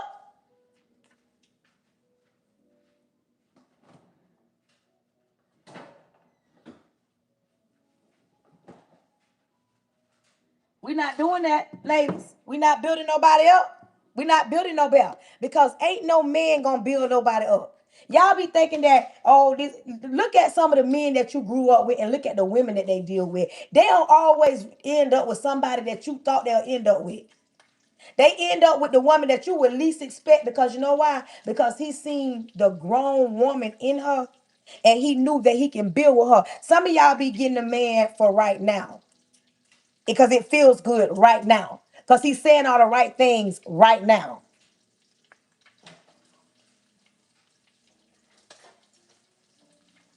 Some men get the woman for right now. Because it feels good, sound good right now. You better get you somebody that can go down in hell with you and fight. You better get you somebody that knows if hard times come, he got your back, she got your back. You better get somebody that you can look longevity with, that you know what, I can build with this one. And I learned that as a 46-year-old woman. That's what a man be looking for. He want to be dealing with somebody that he can build with. Listen, being an independent woman is a bonus. Because the man you get with gonna know, baby, she can hold it down with me or without me, and she don't need me.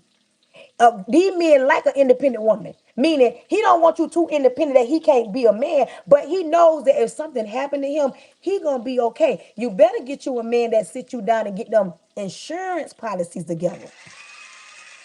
Not just take you on a trip right now, not just fly you out right now, not just pay all the bills right now. You better begin with you a grown man that's talking about if something happened to me, I want to make sure you taken care of.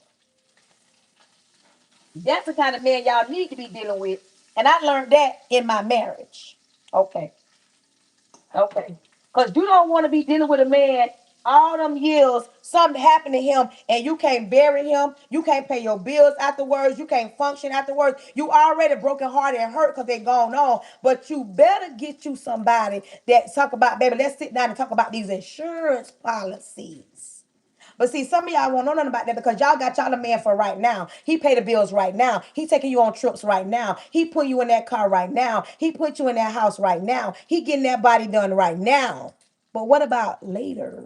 Okay.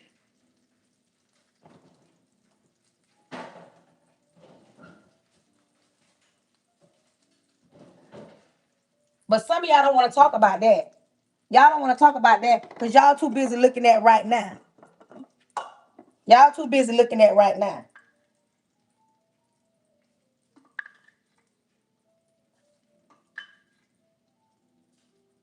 And then soon as it don't work out, then you mad. Soon as it don't work out, soon as it don't work out, then you mad. Then you confused. Now something happened to him, and now he gone on to glory, and you stuck back here looking at them Balenciagos, looking at them trips y'all took. You looking at all that. But what about everything else? But y'all don't want to talk about that because y'all want a man that fits y'all dream right now. You better, because I'm telling you, Men, men get them that woman that they know gonna have their back. He and see, y'all be thinking, oh, he want. Ain't it something that when a man cheats sometimes, not all the time, they get somebody not even half as you, don't comb their hair, don't put the clothes on, don't put no makeup on, don't cook, don't clean. They just get something, anything. But you know what that woman do? That woman make him feel like a man. And you be trying to figure out, well, what, how he got with her? Because she made him feel like a man. You was around here making him feel less wanted, not appreciated. I'm just saying. We got to blame us sometimes. We can't just blame them. Don't get mad. Just say ouch. Sometimes it be us. And you be running around like he messing around with her. Because listen, I'm going to say this. Let me tell y'all something. One thing about us women, we don't cheat down, a lot of us. Have a good day. He don't cheat down. We as women, we don't cheat down. We cheat up. When we mess around and leave a situation, we get the one that's a doctor, a lawyer, cut up, looking way better than what we had. Now, some of these men, they cheat down. And they don't cheat down because he wants somebody like you. Actually, he want to get away from somebody like you, so he go cheat with somebody else that's total opposite of you. Think about that sometimes. He cheat with somebody don't look nothing like you, smell like you, talk like you, nothing. But us women, child, we cheat up. And these men be around here about to crash out. They be like, wait a minute, you one of the men that look like Morris Chestnut? Okay. But listen, I've been on my live a good little minute, honeys. Y'all, can I get somebody to get me this one? I want somebody to get me this one. I'm gonna pin it right here. But listen, if you have not followed me, make sure you follow me.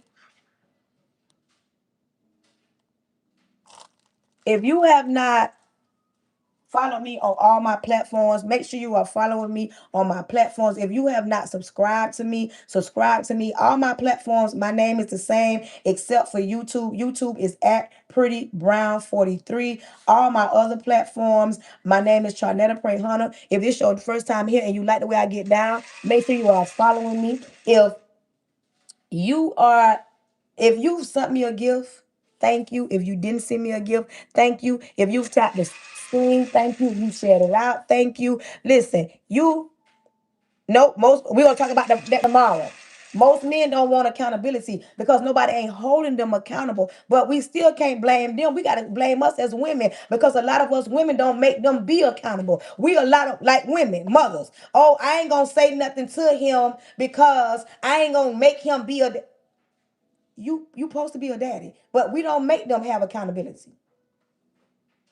We don't make them accountable for nothing. A lot of men know that they're not accountable, so they do it. But thank you to everybody that tapped the screen, that shared it out, that commented, that sent a gift, that didn't send a gift. I hope you liked it the live because I love today. Today was a good live, y'all. And I stayed on my live longer than I normally do on a good Saturday. But listen. If you have not followed me, follow me. If you would like to purchase the book, the link is in my bio. The title of my book is called 3 Years Too Long. The link is in my bio. Soon as you download, it's a digital copy. It goes straight to your email. Download the book. It's there, especially for women that's trying to heal and don't understand a lot that's going on. Yes, Chris, I've been on since 7 o'clock, girl. It's 10 o'clock. I've been on here since 7 o'clock this morning, girl. Yep, I've been on since 7 o'clock this morning. Yes, and I'm just cooking breakfast. It should have been. But listen, I appreciate that everybody that came through the live. Let's get ready to pray. Repent of all my sins, Lord Jesus. I come to you humble. Thank you in advance for choosing me to be the person you chose to speak to your people. Lord, cover me from the top of my head to the sole of my feet. Lord, cancel any following spirits, any jumping spirits, any monitoring spirits. Lord, I plead the blood of Jesus over the airways. Close the mouths of the enemy. Close the ears of the prince of the air. Lord, open every door that needs to be open and close every door that needs to be closed. If anybody is sick on my life, I'm asking that you heal them from the inside out because you said by your stripes we are healed. If anybody is weak on my life, Lord, I'm asking you to pull them close and whisper in their ear and tell them when we are weak, you are strong. Lord, protect their goings and their coming. Protect anything they got to do. Cancel anything that's sent out to hurt, harm, or cause them danger. Lord, protect them. Give them sweet sleep as they rest tonight. Lord, do what only you can do. And we're not wondering what you're going to do. We thanking you in advance for what you're about to do. In your son, Jesus' name, amen. Listen, until the next time, I want you to know that I love you. And it ain't nothing you can do about it. Anybody else want to purchase a book, make sure you click the link in my bio. The title of the book is called 3 Years Too Long Until the Next Time. I love you.